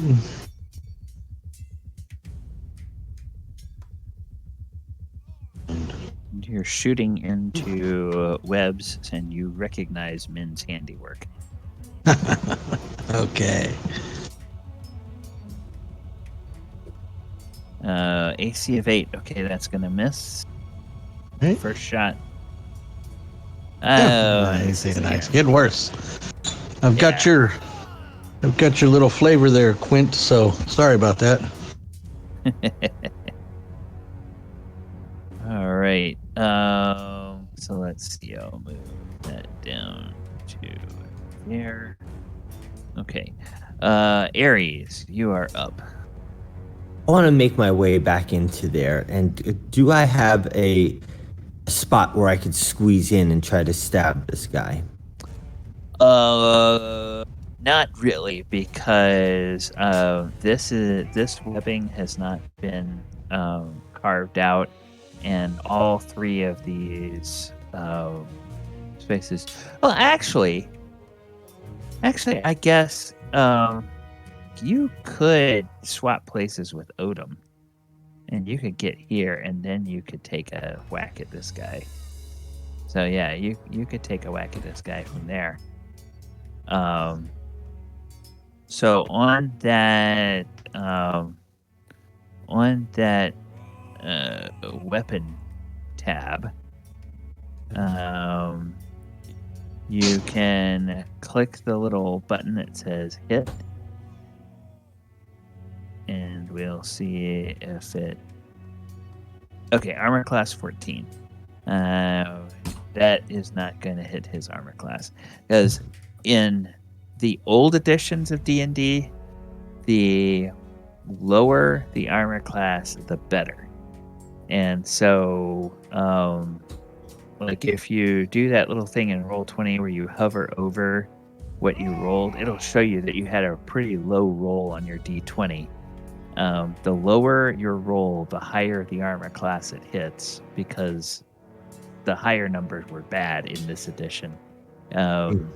The gold standard in editions like this was an armor class of 0.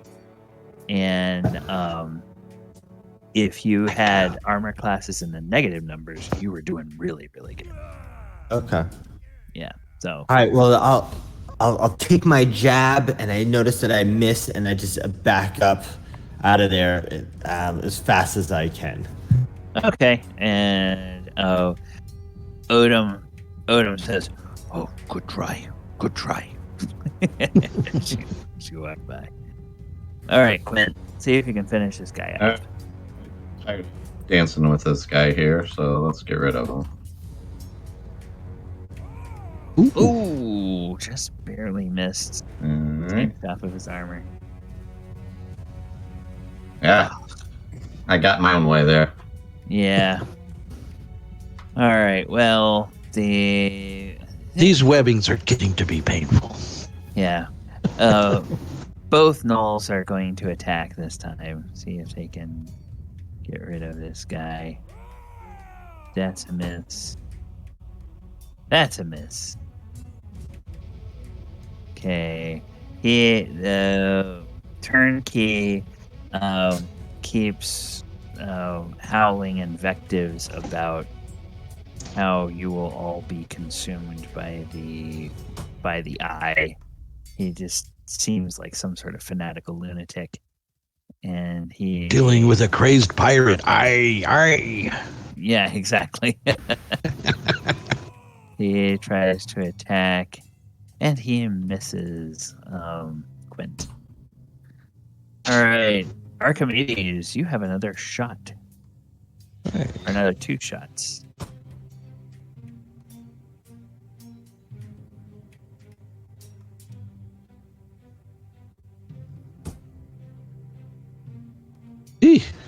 Getting worse. Ugh. Even worse. Oh man. Oh, not one. Not one. Oh my goodness. Okay. Min is over there with Arcturus and the Burrell. He is going to try to attack and say, "We've got to take this guy out." Oh, but I don't think it's going to be me. Aries, you can get in there and try to stab him again. All right, I grab my dagger again, and I'm Okay. determined this time. All right. Yeah, you don't have to move your token. We'll just say you move over there and stab him and move back if you want to do that. Ah! This Miss. dagger is just not for me. All right, I'll move Quint. on back. Nope.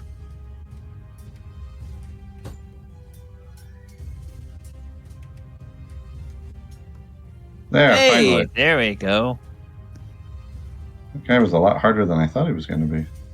Yeah. 10 damage. All right. How do you kill this guy? See, that was a short sword, so it was a piercing weapon. So it just, I don't know, I missed the webs and I was able to poke him in the belly. Okay. He collapses, and another pool of blood forms at Quint's feet, and all of the sounds of battle go silent. All right. Well, hey, we are past the bottom of the hour, or past the top of the hour. So let's go ahead and take our break. Ron, we usually take about a 10-minute break in the middle of the session for people to use the facilities, grab a drink, whatever. So I am going to put the music on, put the splash screen back up, and we will be back in a few minutes. So All right. let's see. All right. And those of you on the stream with us, thank you for joining us this evening. We have our new player. Hopefully you'll get to learn more about our character in the second half of the session. Gonna put the timer on. And I'm going to mute. You guys can stay here and chat, or you can move to the off-stream voice channel and chat as well. I'll be back in a few minutes. All right.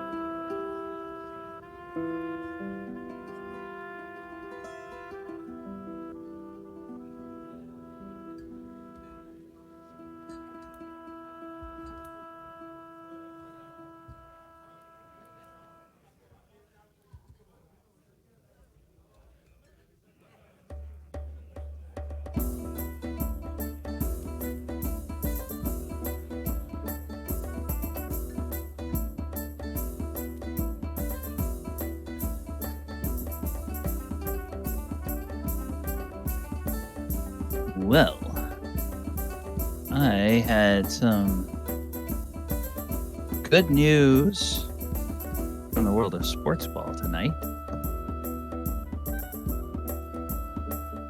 Actually, two pieces of good news. My team got 3 points, and I got 3 points in my match within the match competition. So, Huzzah.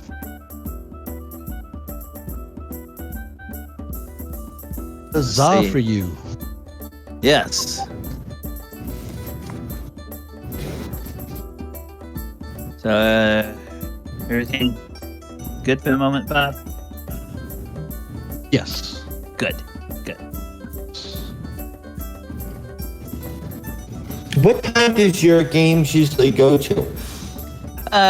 We run 7:30 to 10:30 Eastern. We normally try to stop. This isn't my 24-hour one. We normally try to stop at 9 o'clock for a break, and then pick back up because that's breaks the session about in half. But we ran a little bit long because of the combat. And we were just kind of getting rolling, and it felt like, all right, everybody's just kind of getting going now. I don't want to stop it right after we sort of got going. Yeah. But that's okay. I probably got to take off in about 30 minutes. Okay. All right. Okay. Sorry. So- next week, or when we play again, I'll know and I'll judge better. Okay. All right. Yeah. So it's usually like 3-hour sessions. So yeah, we'll let you. We'll let you. I think everybody is just about back. So we'll go ahead and switch back over to the map, and I'll change the soundscape back to the exploration soundscape. We'll give you a chance to more formally get to know at least a couple of the other PCs. Heather had to take off, so we'll have a more formal introduction to between you and Min next time.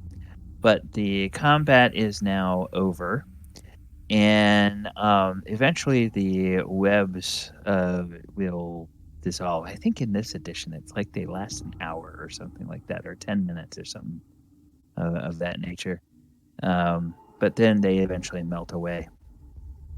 And your fellow prisoners are alive, unharmed. Your 2 captors are dead. And you get some loot off of them. Let's see, from the human that was doing the torture, there's chainmail armor. Do we need to take notes on this, or I'll put it in the Discord, and I keep in Roll20. There is a handout called the Experience and Treasure Sheet, and after every session, I update that with how much experience everybody got, and the treasure and the loot that you guys found, and then I leave it up to you guys to split up the treasure and see who gets what and everything. And then when it comes to your gear, we'll just say we found Aries gear, and then that's all the stuff on your character sheet. That's not party treasure that people will split up. So the torturer has chainmail armor, is wearing a bronze ring with a black triangular setting. It's a stone of jet that is in there, and looks like it might be worth a little bit of money. And he's got a coin purse that has 23 gold in it. And then as you fumble around his coat, you notice there's a little pocket with 4 gemstones in there. Those are tourmalines that are worth 100 gold pieces each. The Bugbear has a chain mail shirt and a leather jacket with metal plates sewn onto it. It has several silver, several platinum, several electrum, and a piece of rock crystal that is very shiny and probably valuable. The prisoners have nothing except the clothes they are wearing. And they have no gear that you will find. So in the aftermath of this, Quint, I don't know that we ever had a chance for you to do a full description of what Quint looks like for Aries. So what would Aries see when he's looking at you? Well, he's another half elf in our party. He's on the younger side for half elves, kind of his first adventure. He's wearing a nice set of leather armor. As you mentioned, he's got that nice belt on that he really takes pride in. He's got well, you've seen him using a couple of swords, one in each hand. Then he's also got a bow and arrows along with him too for some ranged attack when the need arises. okay? Well, thank you. I was wondering, since we're in this room, if I wanted to search and see if there are any traps, or at least investigate the room, see if there was any hidden areas or anything in it. Yeah, okay. So you can use Failed. your rogue abilities. Yeah, you don't notice anything other than these barred cell areas. And then this is just like some torture equipment. These devices are, and the gnolls take some delight in kind of smashing those so that they don't work anymore. They're not big fans. Being now rather fanatical followers of Clang Adden, they don't they don't believe in torture. They believe in killing your enemies on the battlefield like you're supposed to, not torturing them. That is not what honorable fighters do. And then there's a feast afterwards, right? Is it? It's yeah. not Quint. It's the other guy, right? Yeah. Okay. Talon. Talon and the Knolls will usually have a good battle feast afterwards, so we usually leave them to help dispose of the battle bodies. 23. Okay. I'll get out of my soldier's clothes. I go into the corner over there and change out of these and put my clothes on that were mine that I found. Okay, yeah. You find there was kind of like a locker underneath this rack where they were stretching the guy, and it's not so much a locker; it's kind of a cage, and all of your gear, your weapons, your items, everything was thrown in there. So you can, and your clothing, you can get all that out, and any adventuring gear that you had, and just in case you were not able to finish. I didn't write anything in yet. Okay. You can, Maybe throughout the week we can work on that. yeah.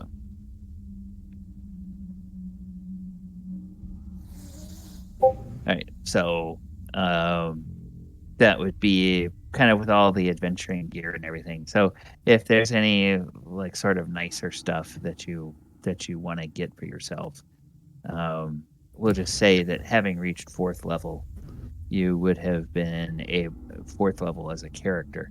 You would have been able to accumulate that much gear. Okay. Did you send me something in my private chat or something? Yeah. Good. I have to figure out how to get to that. Okay.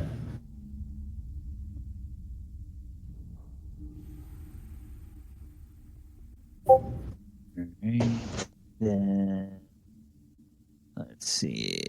Then for the Quint, are you able to assess on anything magical, or is it just appraising that we know what it's worth? No, I don't have either of those abilities. Okay. Talent would do the appraising.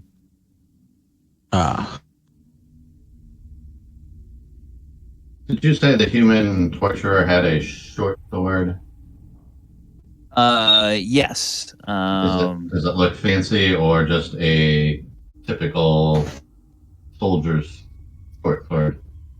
It's just a typical soldier's short sword. Okay. Thought it was worth checking out. And Aries, what weapons are you proficient with? I'm currently wielding a scimitar and a dagger. Okay.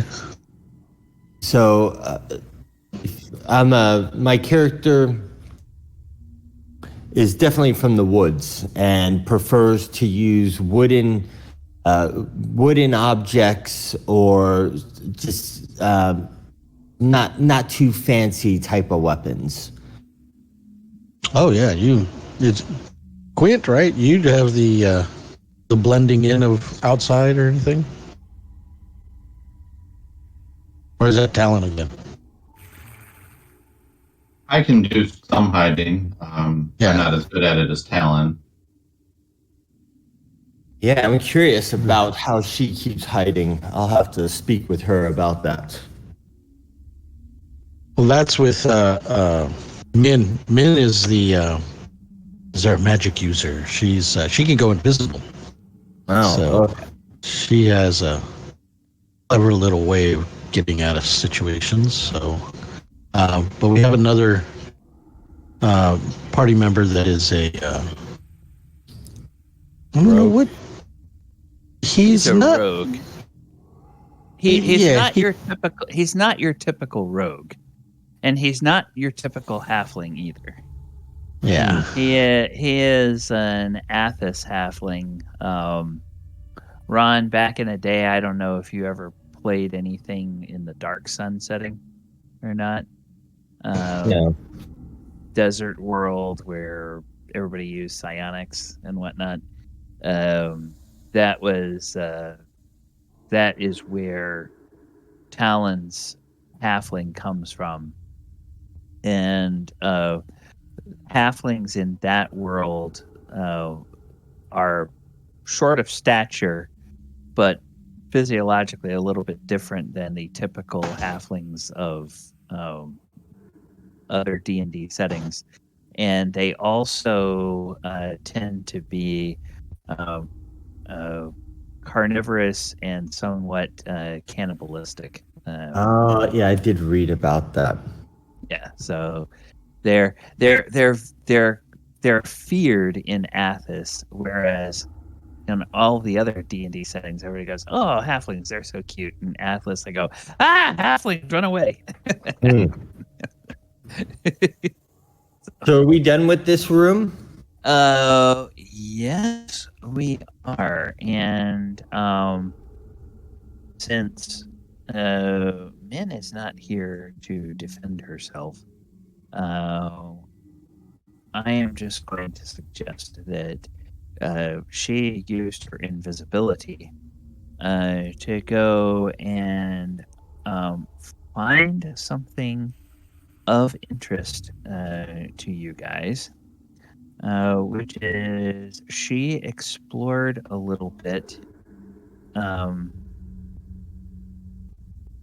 She opened up a little bit more of these areas here. Whoops. And in opening up more of these areas, she discovered something that she thought you guys might like to know. She found there was another one of these hallways, and she remembered the last time something happened when you followed Yellow Triangle. She's just like, nope, not gonna go there.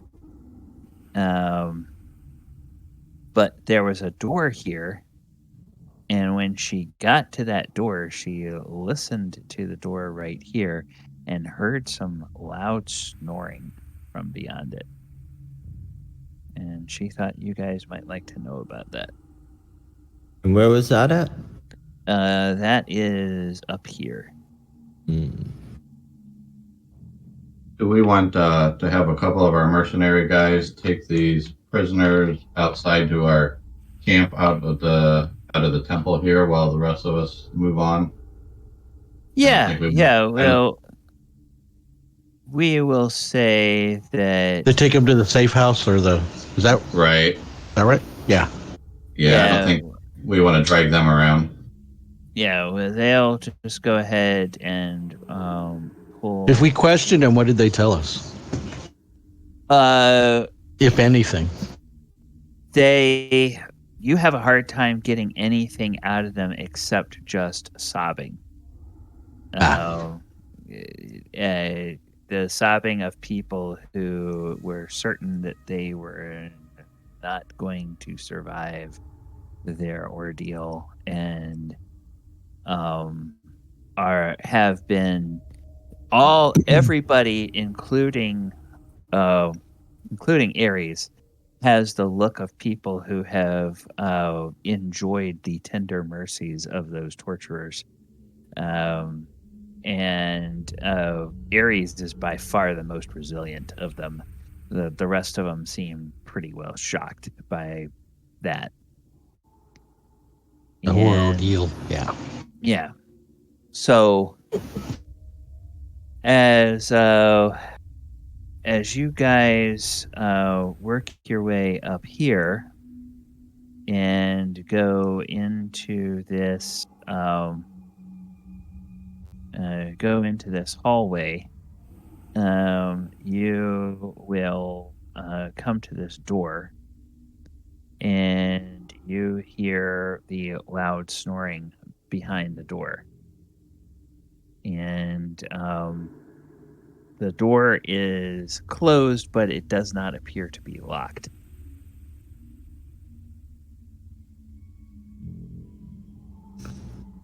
Well, I am going to jump into my stealth mode. Okay. See if I'm any better at it this time around. Yeah. So go ahead and make a dex check. And if anything fails, Archimedes has a notched arrow ready to go. Yeah.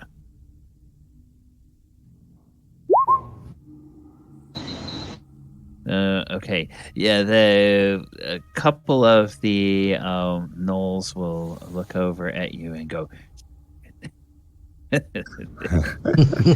It's just not my day. I am trying. yeah. I Well, better you know tie what it my is. sword closer to my leg. Yeah. What? And it's perfectly understandable because you're underground in this dungeon. You're used to being silent in the forest. There's no woods around here. This is not where you are naturally stealthy and quiet. So, um, in an odd sort of way, it kind of makes sense that you would struggle here. But Quint, the stumbling of the new guy doesn't seem to change the noise beyond the door. Okay. Door seems unlocked. Do you want to push it open?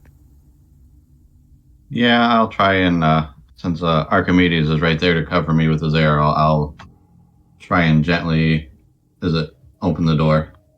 Okay. As you open the door, you see a 20 by 20 room, and in there is a bugbear. And this bugbear is passed out.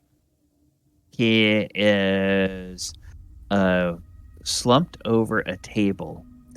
There is a 5-gallon keg of that's kind of been tipped over, and there is a metal mug that is also tipped over, and a little something is spilled out of it, and the air smells strongly of brandy.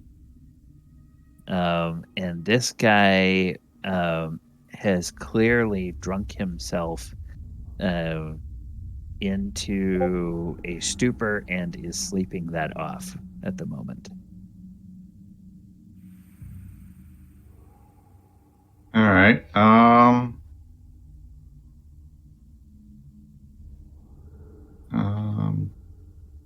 I'll ask Archimedes if he's got a rope, and maybe we can tie this guy up. Okay. Hey, Archimedes, you got a rope? Why, yes, I do. Under Okay. equipment, let's see.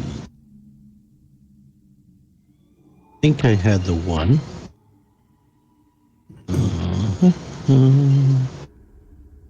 No, I had two 50-footer rope and one grappling hook. Okay, I'll take the rope without the grappling hook. I don't need that, and I want to try and sneak in and bind this guy's hands and legs together. Okay. Or bind him to the bed. Oh, that we can do that. Around the bend. Well, he's not. Just he's kind on of a noose table. him. Oh, is he on the table? Yeah. Yeah, on a he's table. kind of slumped over the table. This plain room contains little of interest. A peg shoved between the blocks of stone on the west wall holds a robe of dull black cloth adorned. Oh, wait, is that right? Yeah, adorned with pale brown pattern, pair of triangles, one atop the other. Southeast corner stands an old battered table with 2 chairs, a stool, a bench. Along A cask is on the table that is now tipped over with some earthenware mugs and a pewter mug that's also tipped over. Bits and pieces of food, 3 torches burn in wall sconces, and 8 fresh ones lie on the floor. Open cupboard in the northeast corner displays old plates, several mugs, lumpy sacks, and a string of small dried sausages. A large water barrel stands near the southwest corner opposite the door. And this bugbear is out. You guys could tie him up, or you could take advantage of the sleeping enemy rules if you don't want to trouble with him. It's up to you. Because I was going to say, since we have kind of a thief with us, you maybe want to set a trap and maybe if he does stir, you could trap his hands and his feet. That way he can't move or attack us. And then we gag him. Think he's going to tell us anything? They haven't been too chatty. No. We could tie him up and gag him, just leave him here, rummage through the stuff. Just to make sure he doesn't wake up, and if he does, then he's all tied up, so we don't have to bother with him. Yeah, well, I mean... I will come clanking my way around to you guys, but as I'm walking, I'm going to start rubbing my hands together and building a little flame that I'm covering and holding it there as I walk in as some extra light, even though there's some others burning, and that way I can get a better look of what's going on in this room. Have you already started tying him? Not yet. I mean, do you want to tie him or you want to just take him out quick? Yeah. Okay, as we're sitting there, I take my flame and I let it hover right above where he's at. How tall are these rooms? Ceiling in this area is about 15 feet tall, and this guy sitting down, slumped over, bugbears are a bit taller than humans, but slumped over, he's about the size of an adult sitting in a chair, kind of where he's laying over on the table.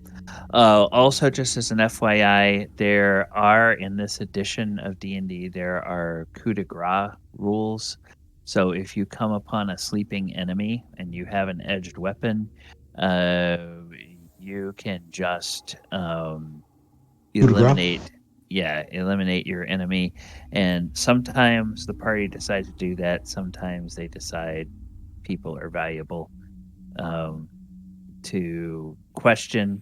The last bugbear, the other bugbears you have run into haven't seemed too chatty. They seem to fight to the death, isn't it? Yeah. Fight first. I think I want to give Archimedes back his rope and then just take care of this guy. Take the blade. Perfect. Okay. If he does stir, I'll keep my arrow knocked on him. Or would the new guy like the honors? Oh, I definitely want the honors. I definitely do. But since he is sleeping, I would really enjoy it if you could tie him up just a little bit. Just his hands. Yeah. Maybe his feet as well. Okay. Yeah, we could throw some of there. There you go. Yeah, he is so drunk he doesn't wake up being jostled around. You might imagine that these bugbears probably shove each other around while they're sleeping a lot. So he's probably used to that. Well, since he's tied up, can we investigate the room? Yeah. There's not much of value. Maybe, there's stuff in that cabinet. there's the lumpy sacks that are in the cabinet, and that's pretty much whatever is in those sacks are the only things you can't see, unless that guy has has any weapons on him or any kind of a coin purse or anything like that. That would be the only thing of value you might find in here. Go ahead, Aries. Aries, go ahead. Go ahead.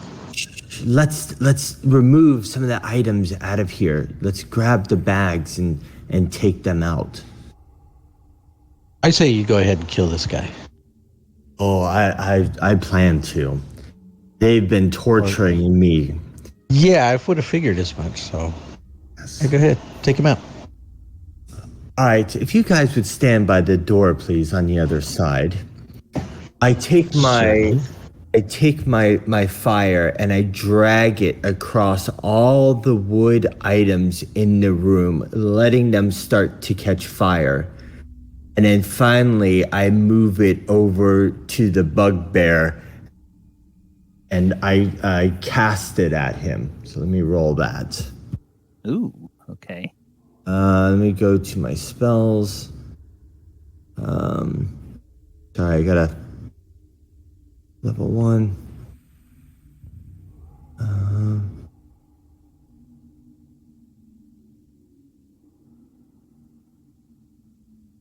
I think I rolled this. Did it work? Haven't seen it come through yet on the Initiative? Yeah, we got initiative. Submit? Sometimes after you click your button, there's a little pop-up window for modifiers. Oh, okay. All right. Yeah, okay. So produce flame. Did it do the damage? Or? Yeah.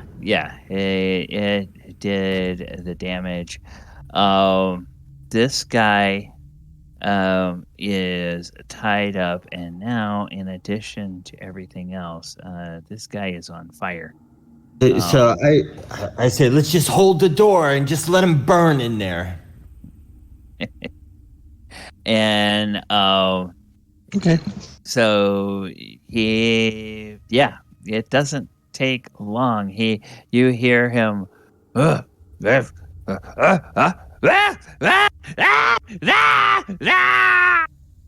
that brandy catches on fire as well.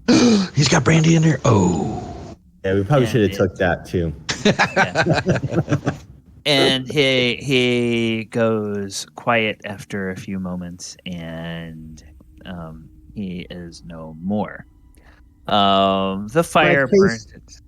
My face, it goes from a smile to a frown because I really wanted him to suffer a little bit longer. Yeah, no, that guy apparently wasn't the toughest of bugbears. Didn't last too terribly long. But you look in there and you realize that those lumpy sacks, they're just full of hard biscuits. There's not really anything of value in there. He had he had like a spear leaning up against one wall, but that was about it. A wooden spear with a metal head on it. So once the fire dies down, you could retrieve the metal spearhead.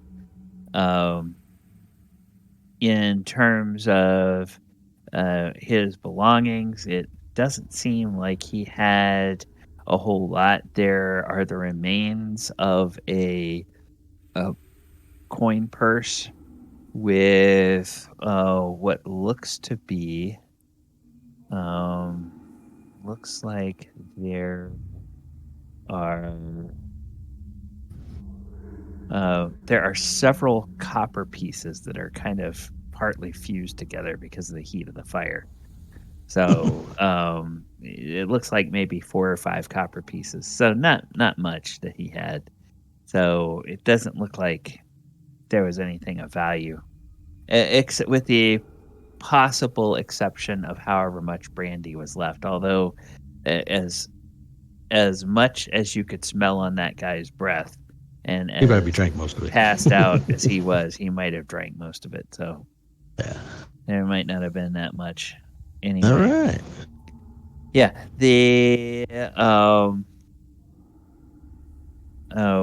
We're getting pretty close to the time that Ron said he's got to take off. So, Right. We can play a little bit longer. My friends that are supposed to be picking me up haven't showed up yet. So if you still okay. have some time. Okay. Ooh, The good go there's some hallways down this way, and it looks like potentially there's some more um jail cells down there, but those of you that have any kind of sense, and especially Brother Tuck and Arcturus, they get Right. closer to that. They look and they say, "There's nothing. There's nothing good down there. I don't think." And they kind of give you the sign like they think there may be undead down that way. So, what has happened with these elementals that are over here? Are they alive?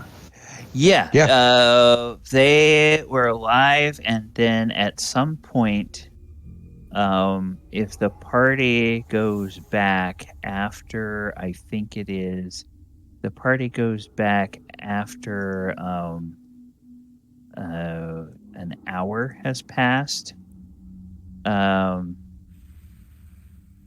they will not see the direct evidence of these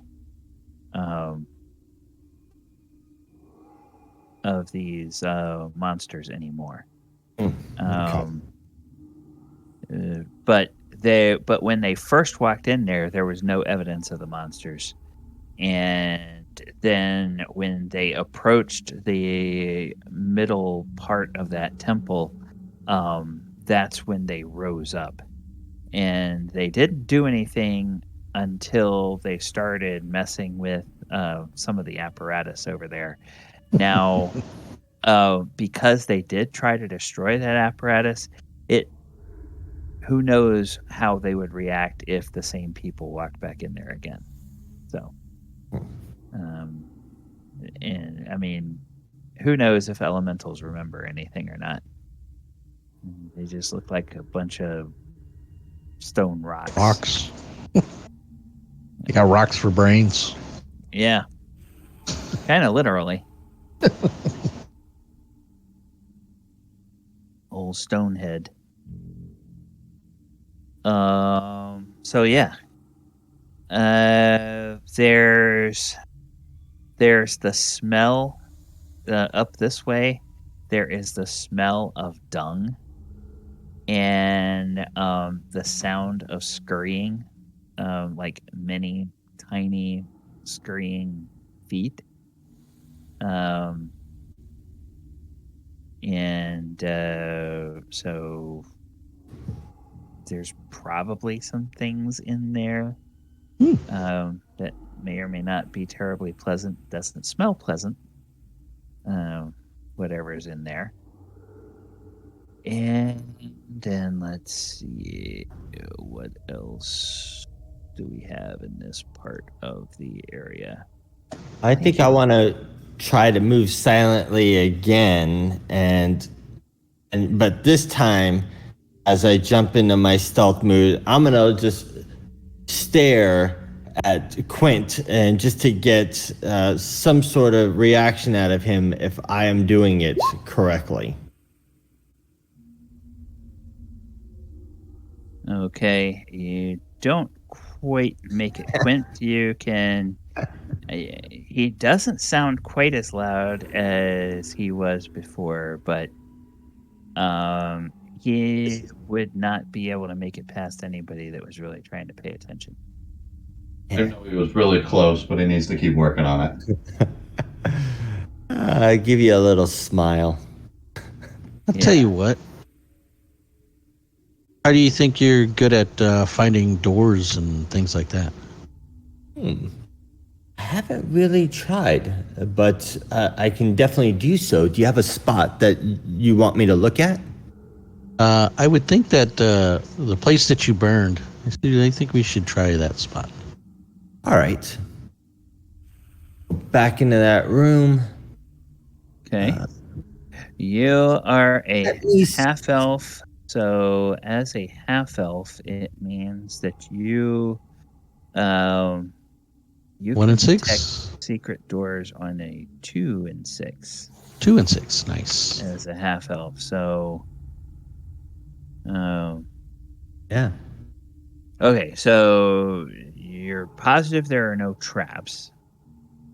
And we've got 3 half elves in there now who can do some rolls. So let's see. I wonder if there's some modifiers or something that I'm missing.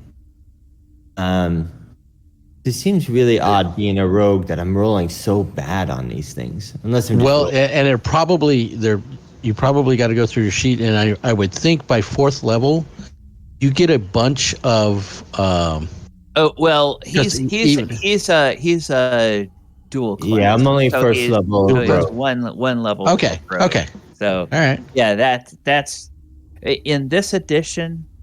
Rogue abilities are kind of like magic user spells.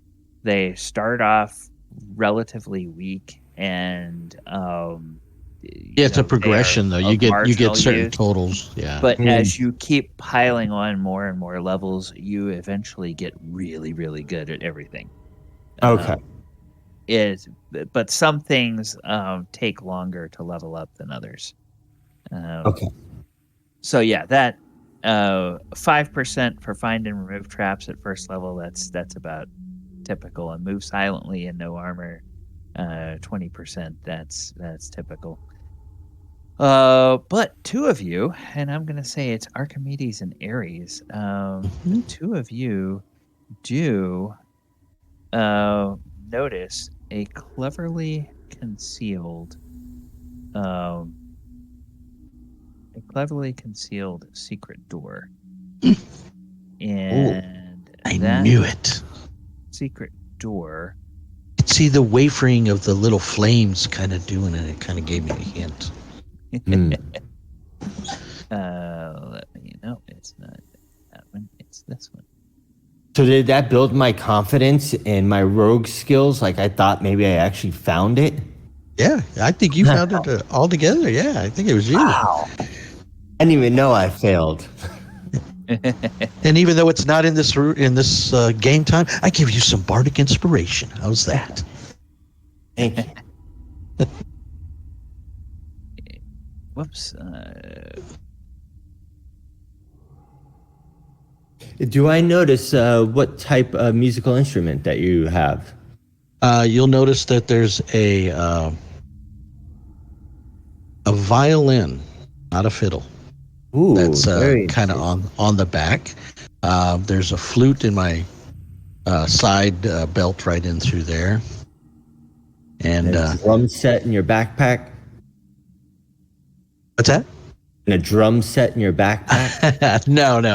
I stick to the smaller wind instruments, and then the only guitar is the violin that I will play at Picturing one of those.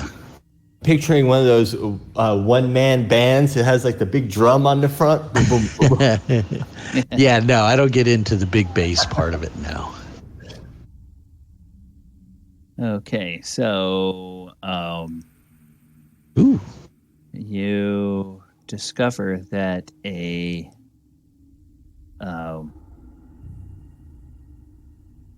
there's a hallway, and this hallway from here, let me tell you,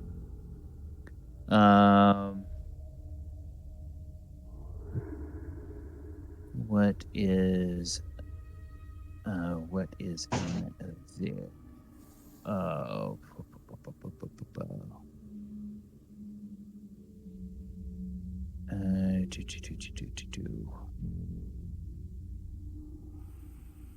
Okay, the hallway leads to what looks like hatches. And these hatches appear to be perhaps the kinds of things that somebody might use to uh, slide food into a prison cell or something, but they are closed and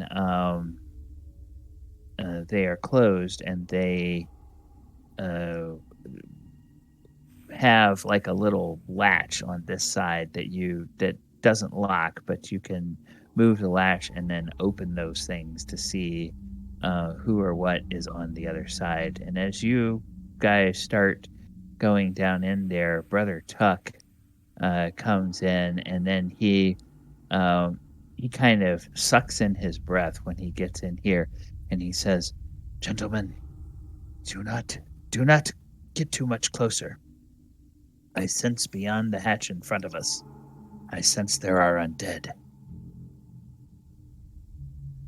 There may be, and I think there are more of them down this way. I would be careful about going down here until we are ready to deal with them. I know some of you still have injuries." All right, guys, I'm gonna end it here. Okay, that sounds good. And that's And probably thank a you good all place. for thank you all for letting me join in. I really appreciate it and had a lot of fun this evening. Yeah. Okay. Well, we enjoyed having you, Ron, and we play almost every Saturday night unless there's a home match for Orlando City or the women's team. So, because then I'm down at the stadium for those. But Okay, I'll be available next week, but the following week I'll be on vacation. okay. All right. Okay. That sounds good. We'll let you know. Thank you for Okay. joining. And Jason and Bob, glad you could join us, and glad that Apologies for making it late. Like I that's all said, so right. That's all right. Glad Heather could be here for part of it, and viewers, thank you guys for joining us. We hope you enjoyed this session. They are getting closer and closer to finally cleaning out this particular level of this dungeon. They need to figure out what to do about those earth elementals they found earlier, and they need to kind of decide how they're going to deal with these undead. But I think they're close to maybe getting rid of all of the other humanoid enemies that might be down here. Because they've pretty well uh, burned or bled all of them out, or turned them to allies. One of the three. yep. All right. Tomorrow on this channel, we will be back for the Walker of Waterdeep game, 2 p.m. Eastern. Monday night, we will have another Monster Monday for the Light Devourer, which is a creature from the Call of the Netherdeep campaign. It is a man-sized anglerfish that lives in the depths, and it's actually an aberration because it comes from another dimension, and it has some nasty surprises for anybody that it sneaks up on. So join us Monday night for that, and then Wednesday we will be back for the Sword Coast Chronicles. And let me just check the pinned messages. I think we are back next Saturday. Yep. We are back each Yeah, it Saturday. does says Next Saturday month. for any of them. Yeah, Yeah. we should be available, or you should. Yeah. Yeah. Yeah. So great. Yeah. So we will have pretty much sessions every Saturday as long as we have enough players that can make it. all the way until Labor Day weekend. So, in the beginning of September. So, we look forward to having a string of games, and we're closing in on 40 sessions. I Nice. know we've been playing for probably a year now, but maybe a little bit longer. But we've had so many disruptions. We're finally getting to our 40th session. So, and we've got a nice stable group as well, so that's good. All right, players, anything you want to announce before we take off? Nope. All right. Well, Bob, Jason, thank you so much. I will try to spend some time tomorrow morning getting the experience and treasure sheet updated. Bob, for your benefit, I told the others that it is updated from last session, so you can. I saw that. Okay, cool. And everybody is now, by my recollection, by my calculation, everybody is now 4th and 5th. So that means that your minimum XP per session is going to tick up a little bit now. Oh, okay. That everybody has clawed their way out of 3rd level. And we started. Well, as my as my bard, I know that I'll level up again to 6th. I'm already 5th, and probably 2,000 to 2,500 more experience points. So yeah, well, what I am doing, I was, when I was getting ready to start this game, one of the things I recall from playing D&D in the old days is that, of course, in the old sessions, we would meet weekly or bi-weekly, and it would be, we would play like from 1 in the afternoon until like 3 in the morning on a Saturday, from a Saturday afternoon to a Sunday morning. It would just be like a big, long marathon session. And so we would level up fairly regularly. But in looking at the way experience was done in those days, if you give out experience strictly by the book and you're doing like 3 or 4 hour sessions, it'd take like 25 sessions for people to gain a level. And that just feels like it makes the game drag so much. So I said, all right, I want to kind of make sure that we're gaining at least like 10% of a level every session. So, and then if you fight monsters or you have other things that give you more experience, then that speeds that up a little bit. So I think we wind up leveling like every 6 or 7 sessions, which then it feels like you're making some progress, and you're not stuck at the same point all the time. And it also, this is a weird campaign, because when they designed this dungeon, they said, "Oh, you should be able to do this with 1st to 8th level characters." And then some of the stuff they have you fighting is like, yeah, you need basically 1st to 8th level characters in an army to fight this. yeah. So, giving you guys a chance to level up a little bit means that by the time you get to the tail end of this particular campaign, you'll probably be better equipped to take on all of that stuff. Right. So, and I also feel like it's more fun. It's more fun that way when you get cool stuff and you get more XP and you get some money. Of course, the problem is, where do you go to spend that money? All right, guys. Take care. Have a wonderful week. We'll see you next You too. Saturday night. Sounds good. Thanks. All right. Yep. Thank you, viewers. Good night, everybody. See you, Mr. Jason. Bye.